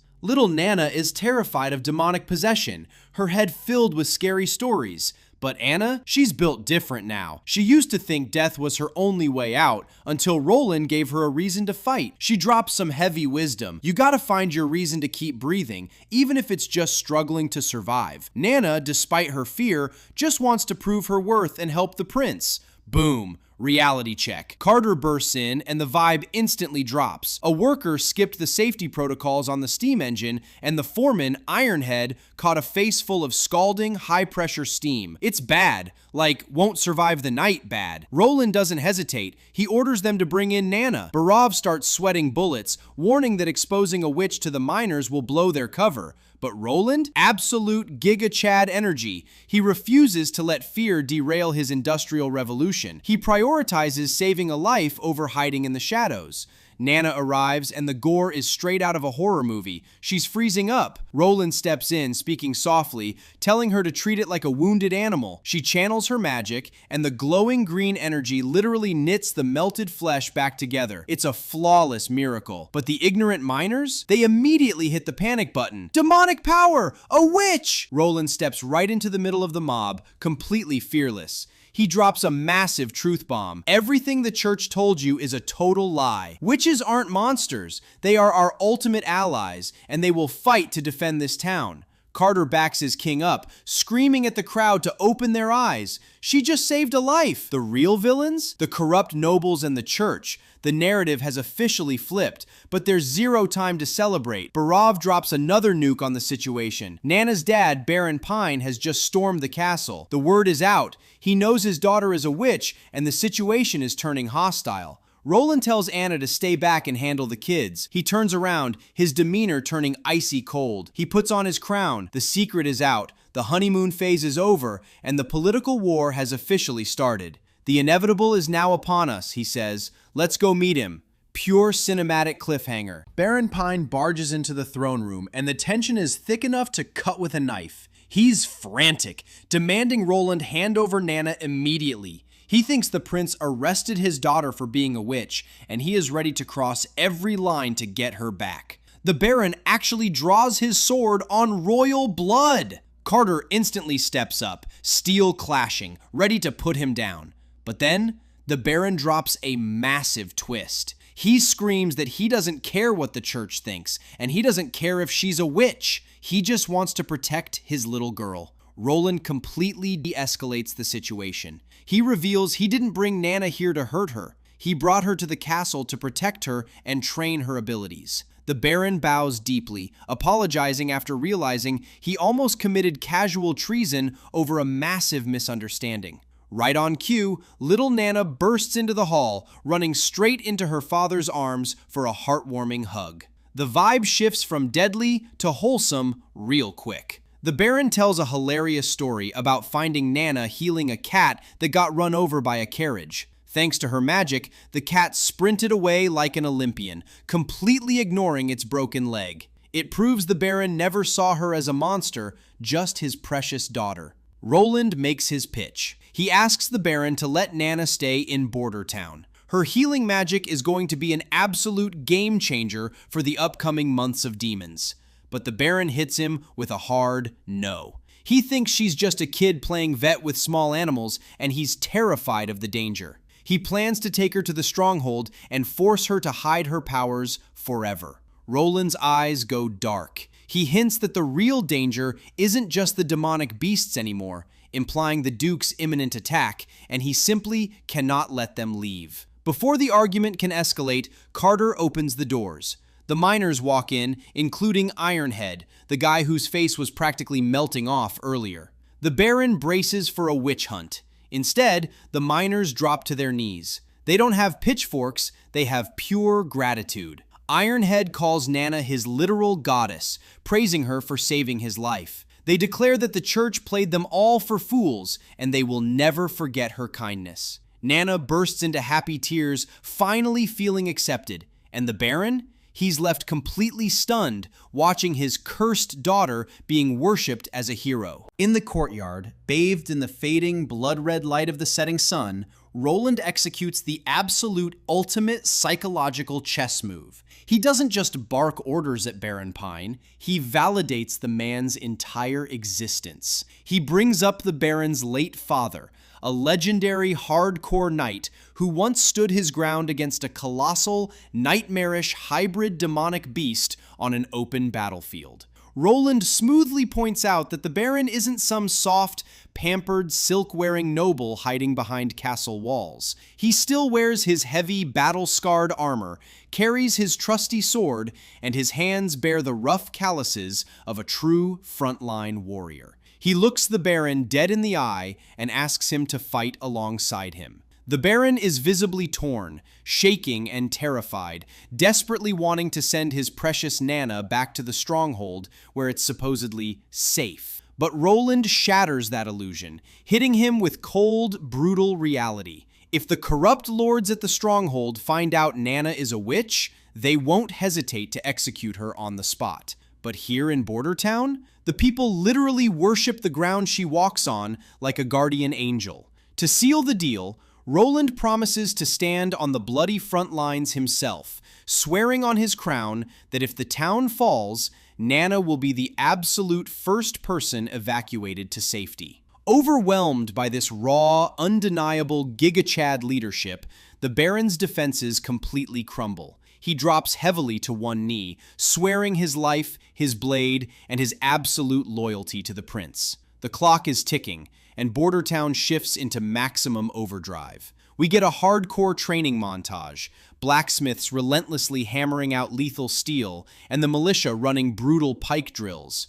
Bullets are being cast by the thousands to build an unprecedented arsenal. Even the elite guards and mercenaries are locked in over war maps. Every single soul, from the lowest miner to the chief knight, is grinding. They aren't just bracing for a winter storm, they are forging an ironclad fortress. Meanwhile, deep in the chilling shadows of the castle, a totally different kind of psychological war is brewing. The lethal assassin witch, Nightingale, slips into Anna and Nana's room like a ghost detaching from the darkness. She tries to recruit Anna, warning her that she absolutely won't survive the brutal, apocalyptic winter alone, even with her insane, massively terrifying magic reserves. Nightingale speaks in hushed, reverent tones about the Holy Mountain, a legendary hidden utopia where witches can finally live truly free, far away from the oppressive cages and prejudices of normal men.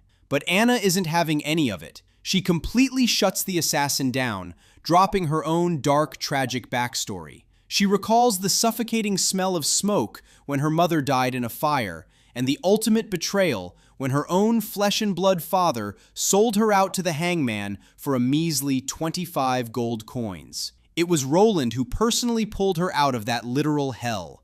With pure, fierce, unshakable loyalty blazing in her blue eyes, Anna declares she doesn't need to run anymore. She has already found her holy mountain, and it's right here in Border Town. Just as she delivers that mic drop line, little Nana gasps and points to the frosty window. Small, icy white flakes begin to drift down from the pitch-black sky. The snow is finally here. The dreaded months of demons have officially begun. As the months of demons roll in, we see Roland step into the room only to find Nightingale waiting for him. She thinks he's playing his hand way too fast, but Roland knows the clock is ticking. We cut to Brian, the guy who just cheated death, waking up in a cold sweat. Wait, a witch? Aren't they literally demons? Boom. Wrong thing to say. Pine, Nana's dad, completely loses it. Demon? My daughter just pulled you out of the grave, man. Does that look like a demon to you? Brian instantly realizes he messed up, drops the ego, and deeply apologizes to the little girl who just gave him a second chance at life. Back to the prince. Roland drops pure strategic heat. He knows keeping Nana a secret is a lost cause. If word gets out normally, her life is ruined. So he's flipping the script. He's going to make her use her powers openly before the brutal months of demons hit. Why? Because Border Town is an isolated fortress right now. Snow blocking the roads, zero church presence breathing down their necks, and Roland controls all the ports. He's got exactly 3 months to brainwash his people, in a good way. He wants the miners and his brand new army to look at Nana not as a monster, but as their absolute guardian angel. Think about it. An army that knows they can't die as long as Nana is breathing? That morale boost is insane. He's planting a seed of acceptance right in the core of his military. Nightingale sits there, stunned. You're risking everything? Just for us? Roland stares into the fire, dropping his ultimate endgame. He doesn't care about their origins. He wants a world where witches and normal humans just exist. Together. No witch hunts, no hiding in the shadows. Hearing this, Nightingale finally breaks. She drops her guard and apologizes for keeping secrets. Her sisters in the Witch Cooperation Association have been running for their lives for so long, basically begging for a safe haven. Roland immediately picks up what she's putting down. You're saying you want to bring them all here? But Nightingale hits him with a heavy reality check. Doing this, it puts a massive target on his back. The Holy Church will come for his head. Roland just smirks. The church is thousands of miles away. By the time they decide to march across the kingdom, Roland plans to have Border Town so heavily armed and powerful that the church will think twice before attacking. He's not just building a town, he's building a revolution. Let's switch gears completely. We are leaving Border Town and heading straight to the heart of the kingdom, the royal capital. Enter Gerald Wimbledon, the first prince. He's riding his horse under the cover of darkness, looking absolutely menacing. Suddenly, a bright signal flare lights up the night sky. Gerald smirks. Time to go home. But this isn't some heartwarming family reunion. Gerald is rolling up with an armed squad, and his goal is crystal clear. He is here to forcefully rip the throne away from his father. The rebellion has officially started, and Gerald is ready to claim what he believes is his birthright. Gerald links up with his inside man at the palace courtyard. The guy reports that the king's personal guards have been swapped out.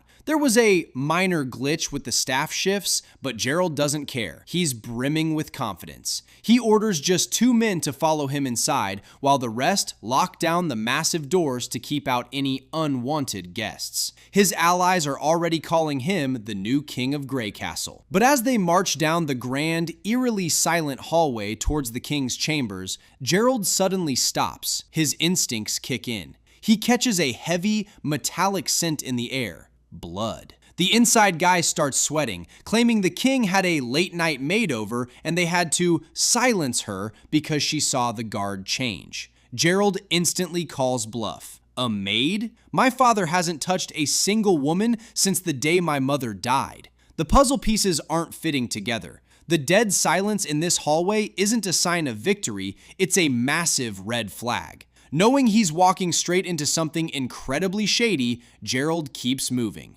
As he gets closer to the door, he spots traces of blood. He decides to rush in. He violently kicks the heavy oak doors wide open and charges inside, ready for a fight. But the sight waiting for him completely shatters his reality. King Wimbledon III, the untouchable ruler of the realm, is lying on his bed, dead, with a massive blade driven straight through his chest. Blood is soaking the royal sheets. Gerald's mind short-circuits. Timothy? What did you do? Stepping out from the pitch-black shadows of the room is none other than his own brother, Timothy, the second prince. Timothy just stares at him with dead, cold eyes. He literally beat Gerald to the punch and murdered their father first. Timothy hits him with the ultimate villain line. Just like you, brother, I didn't want to do it this way.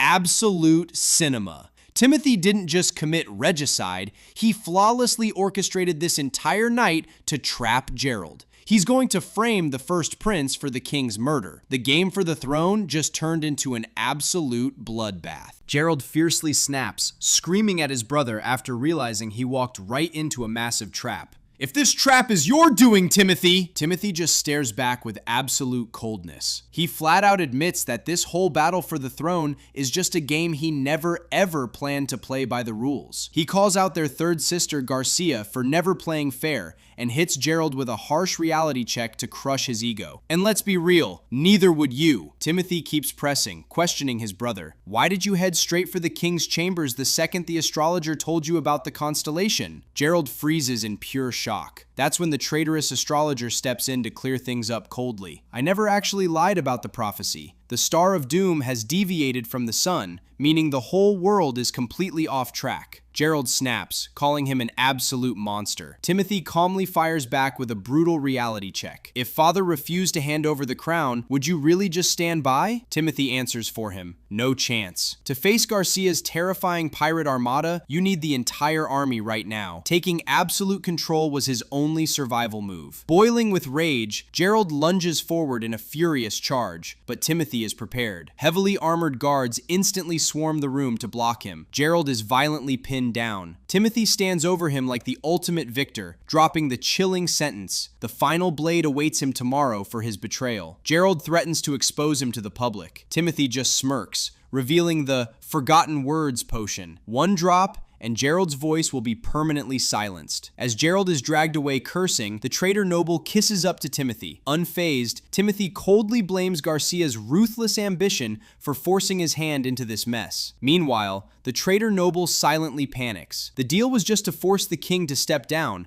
not a dark conspiracy. He realizes he's trapped in a dangerous game. Sudden flashback to earlier tonight. The king is actually alive. Timothy is standing there, calmly warning him that Gerald just stormed the capital with his forces. The ultimate shocker. Out of nowhere, the king draws a hidden dagger. Before Timothy can even react, his father makes a final tragic choice and collapses to the cold stone floor. Timothy is genuinely horrified, screaming in pure panic, "Father!" Back to the present. Timothy is furious, wondering who manipulated his father into this tragic end. He vows absolute retribution, perfectly weaponizing the tragedy to frame Gerald.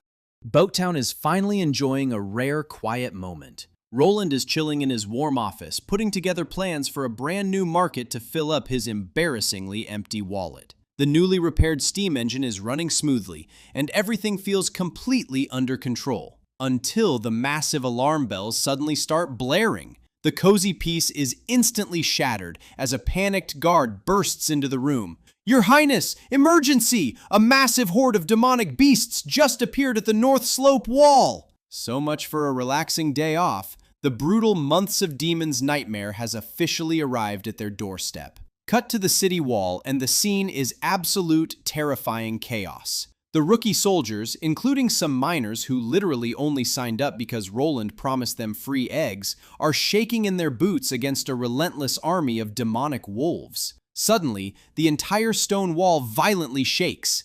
But right in the middle of this blinding panic, the army commander steps up. He's the only one holding a gun. He barks orders, aims his modern firearm, and fires. Boom! A bullet cleanly pierces a demonic wolf's skull, dropping it completely dead. Roland's modern weapon is proving to be an absolute game changer on the battlefield. But war is far from a game, and the reality hits hard. A soldier goes down with a terrifyingly gruesome injury, his guts literally spilling out on the cold stone. Panic starts to spread, but then something amazing happens. A soldier who was terrified just moments ago suddenly snaps out of it. He remembers the strict medical training, ordering his squad to take the wounded to the medical center and commanding the rest to hold the line. Roland arrives just in time to see this, realizing his heavy investment in these troops was worth every single penny. But the second Roland looks over the edge of the wall, his blood runs ice cold. A gigantic, grotesquely mutated demonic beast rises from the snow. Roland stares in pure horror and mutters, "What the hell is that? Why does this thing look like it crawled straight out of a horror movie?" He realizes right then, the real, deadly trouble has only just begun. Imagine throwing toothpicks at a walking mountain. That's exactly what this looked like. A rain of arrows hits the behemoth, but they just bounce off its rock-solid shield. The soldiers are frozen, looking at their leader like, "What the heck do we do now?" Meanwhile, this monster keeps stomping forward, rattling the ground. Realizing they need heavy firepower, Prince Roland orders his squad to aim their muskets. The second it steps into range, gunfire erupts. But let's be real, it's like stopping a T-Rex with a squirt gun. 0 damage. Panic sets in. If firearms can't do squat against this freak of nature, what's left? Roland instantly steps up. He tells everyone to chill and barks an order at Vice Captain Vanner to fetch dynamite from the vault. ASAP.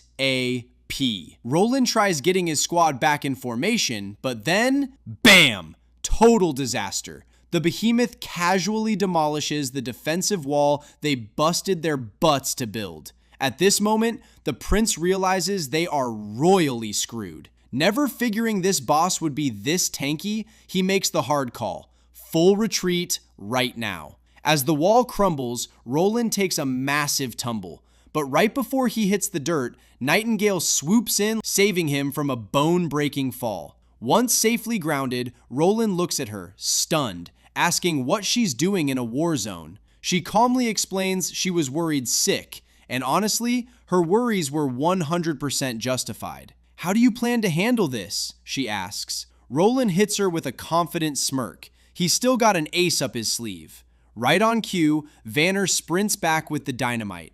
Roland screams at him to light the fuse and chuck it under the monster's legs. Poor Vanner is sweating bullets in this do-or-die moment, but he mans up, lights it, drops the explosive, and bolts like an Olympic sprinter while the fuse sizzles. When that fuse burns down, boom! A massive explosion shakes the battlefield, hitting the monster square in the gut. Everyone starts busting out victory dances, watching this nightmare crash lifelessly to the dirt. The prince is grinning like he just aced his hardest test. But hey, this is a survival game. The celebration is brutally cut short. Smiles drop as they hear a chilling roar from the fog. More beasts are charging right at them. The party just got started. But the nightmare isn't over. Through the fog, a massive swarm of regular demonic critters comes charging in. The soldiers frantically scramble to get their shields up, completely overwhelmed. Meanwhile, our boy Roland is standing there, totally clueless and low-key panicking. Out of nowhere, a massive boar lets out a blood-curdling roar and charges straight at the squad. One soldier on the ground braces for impact, but he can't believe his eyes when a girl casually steps right into the fray. But listen up, this ain't just any girl, it's Anna, and she's no ordinary damsel in distress. Without a single ounce of fear, she stares down the charging beast, taps into her magic, and throws a blast of fire right at it. Boom! The flames hit dead center, literally roasting the boar alive in seconds. Roland's jaw straight up drops to the floor. He's completely caught off guard. He feels like a total idiot right now. All this time, he only saw Anna's powers as a tool for building and town projects.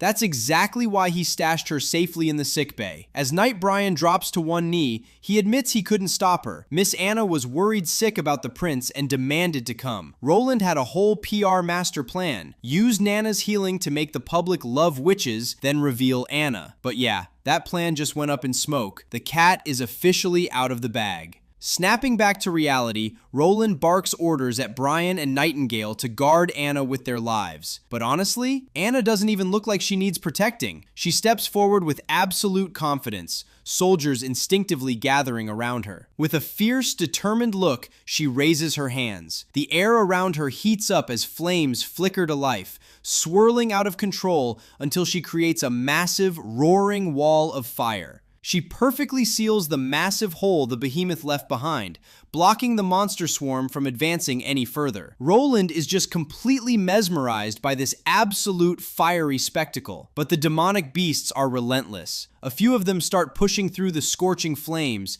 desperate for blood. That's when the boy locks eyes with Anna. In that one intense moment, a switch flips inside the prince. He knows exactly what needs to be done. No more standing on the sidelines. He snatches a musket right out of a knight's hands, takes aim, and starts blasting the beasts, landing clean headshots. Seeing their prince jump right into the meat grinder startles everyone, but it's the ultimate morale boost. Roland raises his gun high, rallying his men. His crisp, commanding voice cuts through the chaos. "Ready your spears! Protect your wall! Protect Border Town!" The crowd absolutely erupts. Fired up and ready for war, every single soldier is hyped to take these critters down. After a grueling standoff, the final wolf takes a volley of arrows and drops dead in the dirt. The soldiers finally take a breath, soaking in their hard-earned victory. Knight Brian is totally blown away that they actually defended their turf. But amidst the cheering, Prince Roland suddenly snaps. He starts low-key freaking out. He was so caught up playing commander that he completely forgot the massive elephant in the room, Anna. How the heck is he going to explain a literal witch throwing fireballs to a deeply superstitious civilian army? He frantically scans the battlefield, expecting pitchforks and torches, but what he sees drops his jaw. The soldiers aren't calling her a demon or screaming for her head. They're bowing. They are actually showing her pure, unfiltered respect. Roland is completely clueless. Her fiery power terrified the enemies, but it earned absolute trust and gratitude from her own people. Just as the prince processes this massive win, Anna turns to him. She's completely drained, running on fumes. With zero energy left, she dramatically collapses, fainting right into our hero's chest. The vibe completely shifts as we cut to Clearwater Port at Princess Garcia's lavish residence. The third princess just got handed a massive bombshell. Her father, the king, has officially kicked the bucket, and it gets crazier. The letter claims her older brother, the first Prince Gerald, was the mastermind behind the assassination. He didn't just go down quietly, the bigwigs slapped him with a swift execution. Her loyal knight is completely thrown for a loop,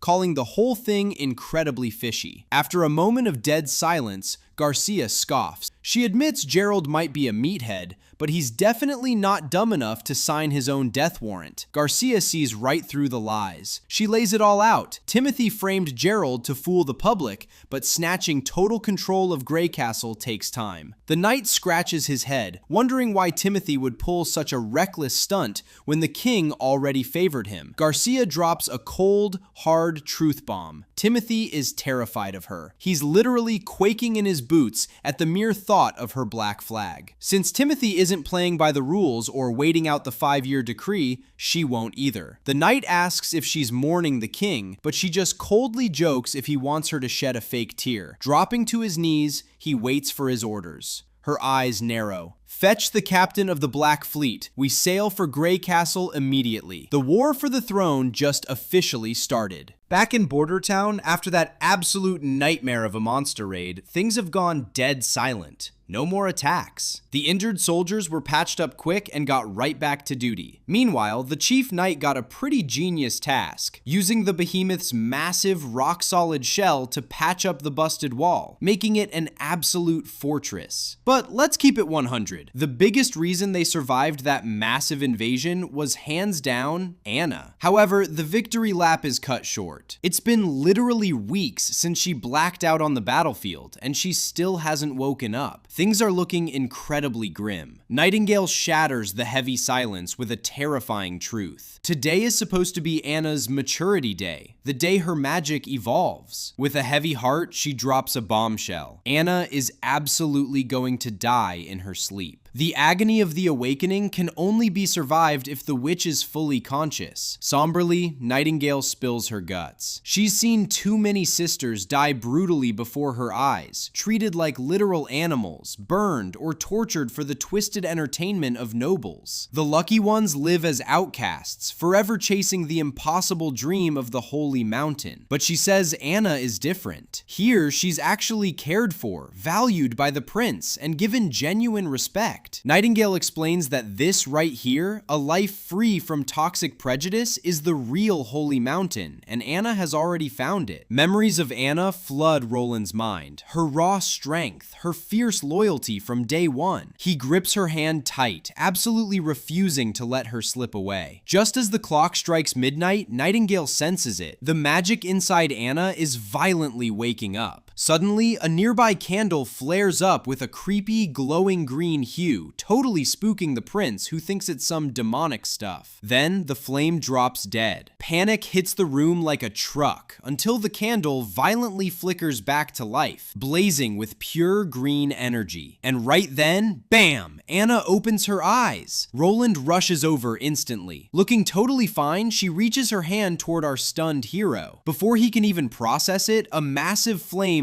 bursts to life over her palm. But it's glowing in that vivid, intense green color. Mustering his courage, Roland cautiously reaches out to touch the mysterious fire. The scene kicks off in the office and Roland is straight up shook. Nightingale drops a bomb. She's leaving Border Town. She's mind blown that Anna didn't just wake up, but totally survive that demonic possession, something completely off the charts. She points out that Anna's got those green flames on lock now. It's like they're synced with her brain. She can crank up the heat, bend them to her will, and toss them around within a 5-meter radius. But the million-dollar question is, how did she dodge that agonizing transformation with magic that strong? Roland pieces it together. Maybe, since she burned through her magic reserves at the border, she was running on empty, taking the edge off the demon pain. Think about it. Witches have to keep their powers low-key, right? All that magic just bottles up inside. When they hit maturity, boom! It's like a magic pressure cooker blowing its lid, causing pure agony. Nightingale vibes with this theory. She decides she needs to bounce back to the association, ASAP. Winter is coming, and a bunch of witches are about to hit that brutal puberty phase. She makes a promise to drag any survivors back to Roland's turf, hoping he'll look out for them just like he did for Anna. Roland tries to pump the brakes, telling her to chill until the demons die down and the weather stops acting up. But Nightingale just smirks. She knows getting to the association even a day early could mean saving lives. Plus, she's confident the demons can't even track her, so she's good to go. The prince then asks about her own awakening, but she just brushes it off, saying spring is just starting and she's already used to the pain anyway. He tells her to stay sharp on the road, and with one last look of respect, she pulls her usual vanishing act. Roland is left sitting there, kinda uneasy. He's never been a fan of her ghosting him like that. He leans back deep in thought. If his theory about how witch magic works is legit, it's an absolute game changer. He glances at his crazy long to-do list, feeling the weight of a mountain of tasks just waiting for him. But just as he's figuring out where to dive in, his consultant bursts through the door dropping urgent news. A messenger from Longsong Fortress just rolled in, and he's looking super stressed. Roland's wondering if things are going south over there. He reads the message and his eyes go wide. The king is dead. The redhead ambassador quickly clears things up. He's there under orders from Duke Ryan. The 5-year royal challenge? It's officially over. And guess what? Majesty Timothy Wimbledon is the new king of Grey Castle. The ambassador leaves our hero totally stunned when he drops the final bombshell. Timothy actually wants to hook Roland up with some new territory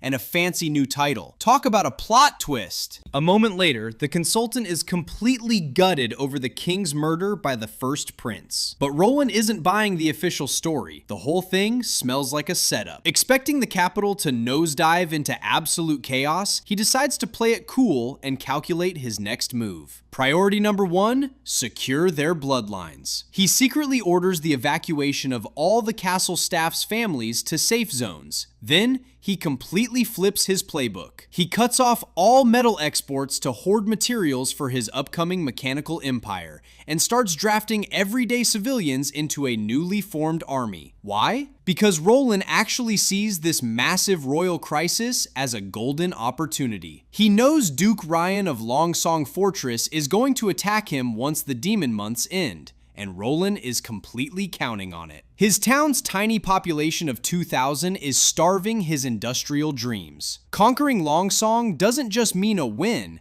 it means instant wealth and the massive labor force he desperately needs. Now, he just needs to hold the line and wait for Nightingale's return. Cut to the freezing northern mountains. Nightingale navigates a dark, twisting tunnel until massive, creeping roots suddenly block her path. She calls out and the roots pull back, revealing her friend, Leaf. After sharing the tragic news that yet another sister didn't survive the awakening, they push deeper into the hideout. Nightingale's face lights up when she spots Wendy, who spins around with a warm smile, playfully calling her Veronica. Nightingale actually blushes, quickly insisting she left that weak girl behind for good. But Wendy isn't having it. She pulls her into a tight hug, reminding her not to deny her past. When Wendy anxiously asks if she managed to save Anna, Nightingale just smirks. Save her? Anna didn't need saving at all. In fact, her massive discovery in Border Town is about to change everything. Nightingale gathers the coven and drops the ultimate bombshell. Prince Roland's town is a true, legit sanctuary. Wendy is super skeptical at first, but Nightingale swears on her life. She reveals Roland saved Anna and Nana and completely rejected the church's garbage narrative about demonic possession. He believes a witch's magic is purely her own. Reminding them of her lie-detecting abilities, she proves Roland is dead serious about protecting them, even if it means going to war with the church. She slams down his steam engine blueprints, claiming they can build a utopia that easily rivals the Holy Mountain. She's got them totally hooked. But suddenly, the doors bang open. A strict, green-haired mentor storms in, glaring absolute daggers. She furiously shuts Nightingale down, spitting venom as she asks if she's seriously calling their lifelong, desperate quest for the Holy Mountain a complete joke. Next up, we shift to the new king, Timothy.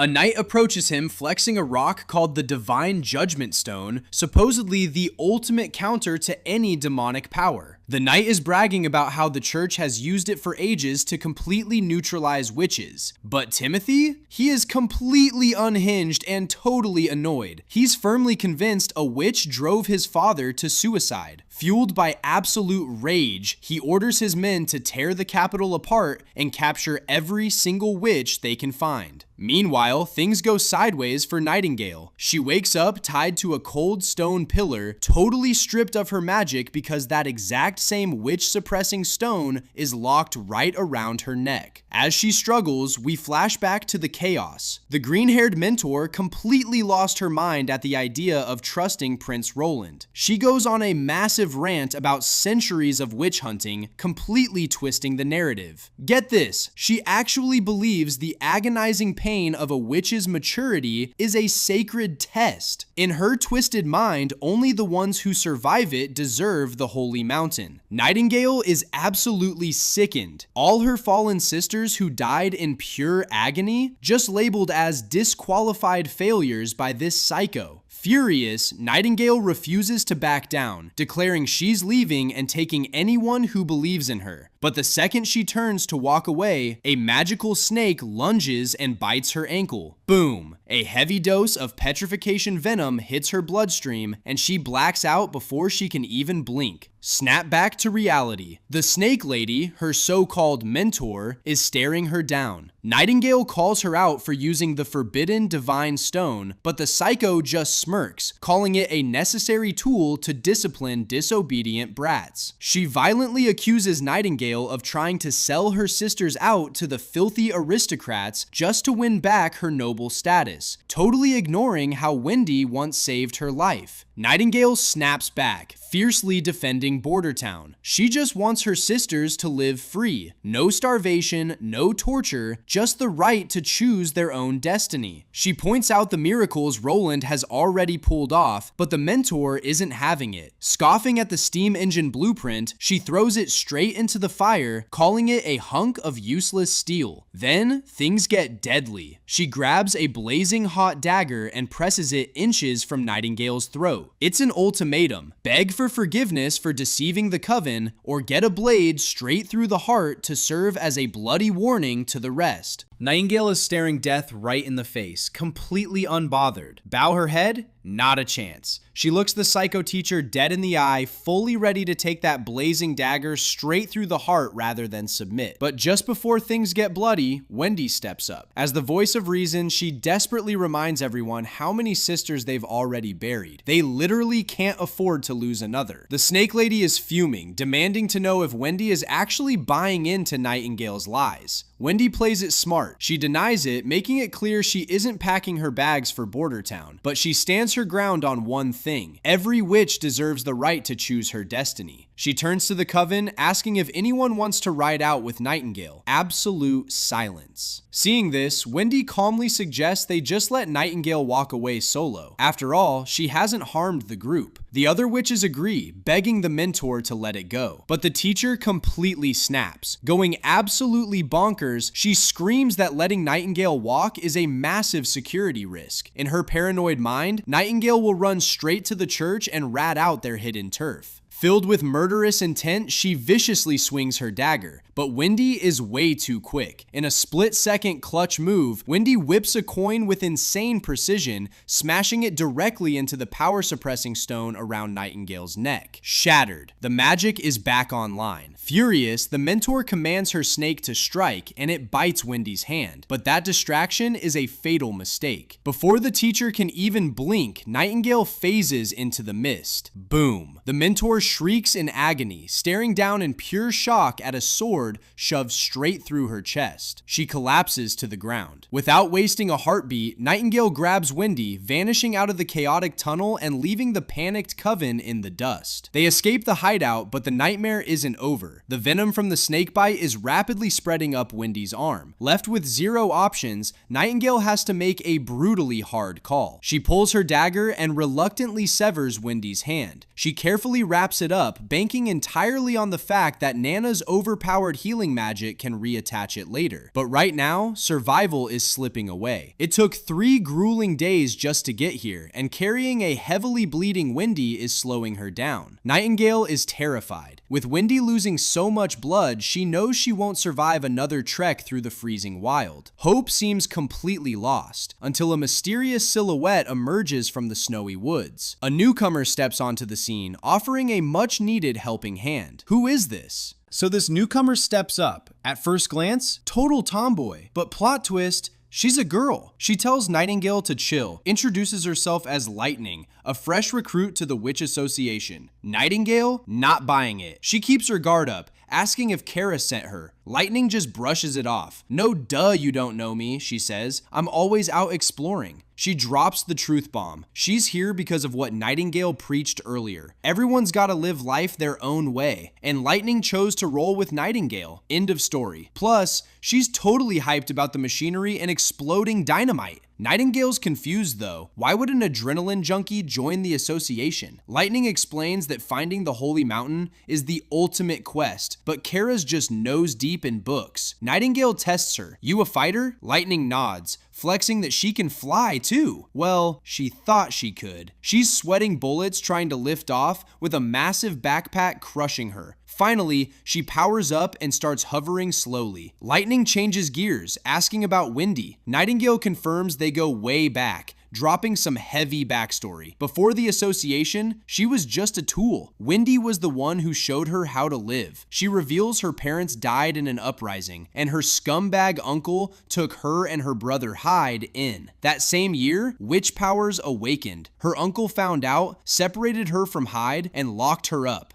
The leverage? Do my dirty work or Hyde pays. So she became a cold-blooded assassin. Poison, ambushes. She did the darkest deeds. As her family's wealth skyrocketed, her hands got drenched in blood. The sickest part? Her powers were built for murder. When she finally reunited with Hyde, he hit her with absolute ice, wishing he never had a freak witch for a sister. That shattered her. But as she grew, the pain fueled her. Her powers leveled up. She broke out, ended her uncle's miserable life, and walked away. That's when Wendy found her, a spark in her freezing world. Wendy brought her to the association, finding a sanctuary with Kara. Back to the present, Lightning calls it. Kara has totally lost her mind, and she's highly skeptical about this prince who supposedly cares about witches. Fast forward to Border Town. We cut to Roland sneezing his head off, wondering who's talking about him. Suddenly, BAM! A massive crash shatters the peace. They spin around, and there's Nightingale, crashing through the door with 2 bodies, collapsing right at their feet. Anna instantly goes into combat mode, but Nightingale, barely holding it together, screams at Roland, "Get Nana, now!" While Nana works her healing magic on Wendy,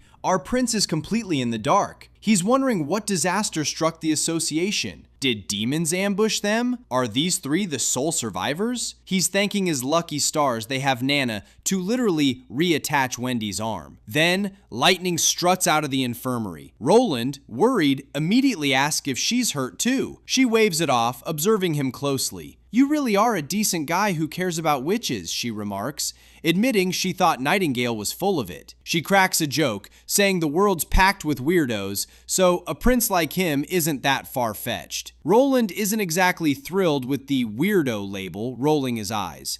But he gets down to business, realizing this wasn't a demon attack. Lightning spills the tea. They weren't ambushed by monsters. Wendy was mutilated by their own mentor, Kara. She then breaks down the whole crazy story of how they barely escaped and ended up on his doorstep. Night falls, and Roland heads back to his quarters, only to be hit with a major shock. Nightingale is casually lounging on his bed in her sleepwear. The prince instantly gets flustered, his mind probably racing with some not-so-innocent thoughts.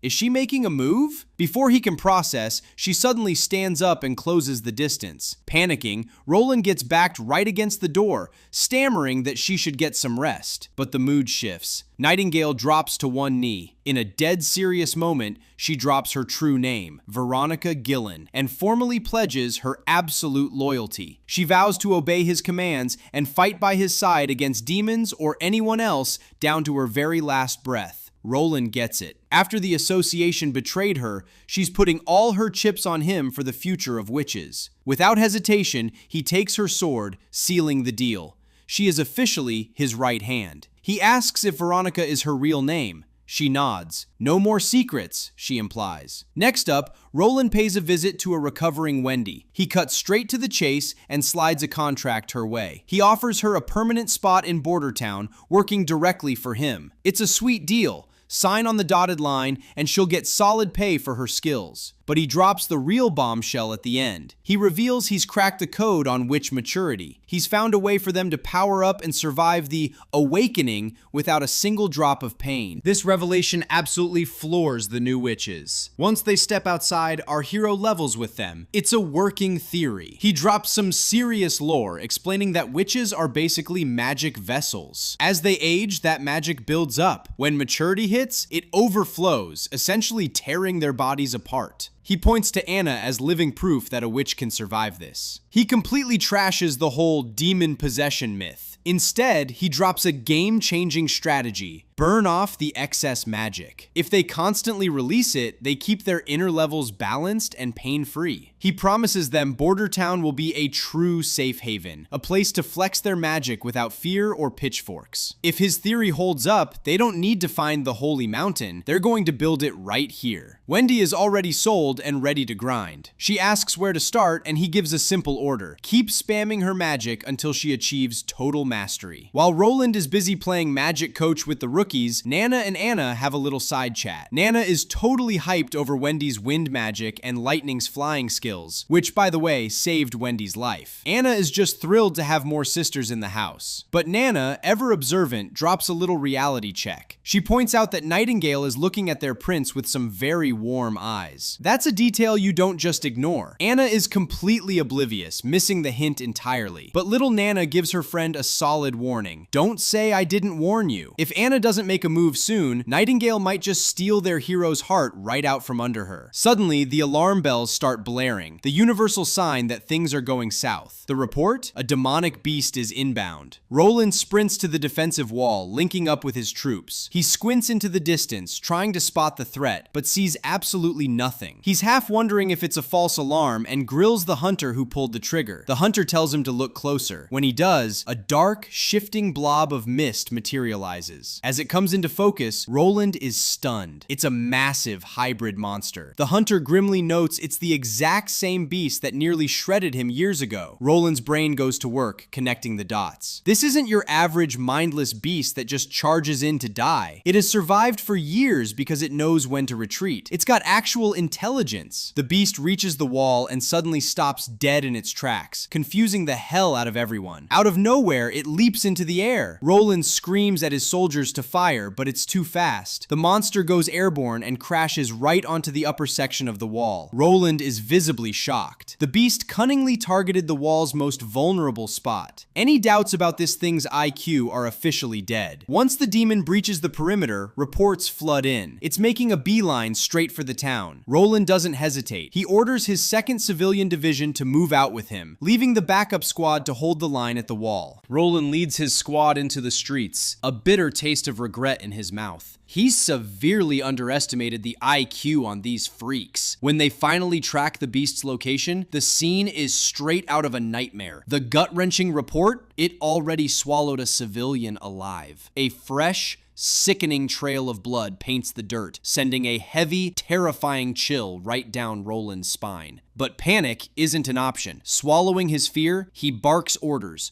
putting the whole platoon on ultra-high alert. Suddenly, bam! The monster breaches cover, snatching up another helpless townsperson. It's absolute chaos. Roland screams to hold fire. The soldiers are completely paralyzed. They can't just blindly unload their rifles without risking massive friendly fire. Plus, getting up close to this hulking monstrosity is a guaranteed death sentence. It's a total stalemate, and the clock is ticking. Enter Iron Axe, cool as ice. He instantly reads the battlefield and calls an audible. He orders his marksmen to scramble up the rooftops, securing the high ground to get clean, precise angles without tagging any civilians. The squad immediately scales the nearest buildings, locking in their sights. The tension is thick as they pull the triggers. Gunfire erupts, clipping the space right above the beast's overgrown skull. A near miss. The monster snaps its neck back, glaring at the shooters with pure,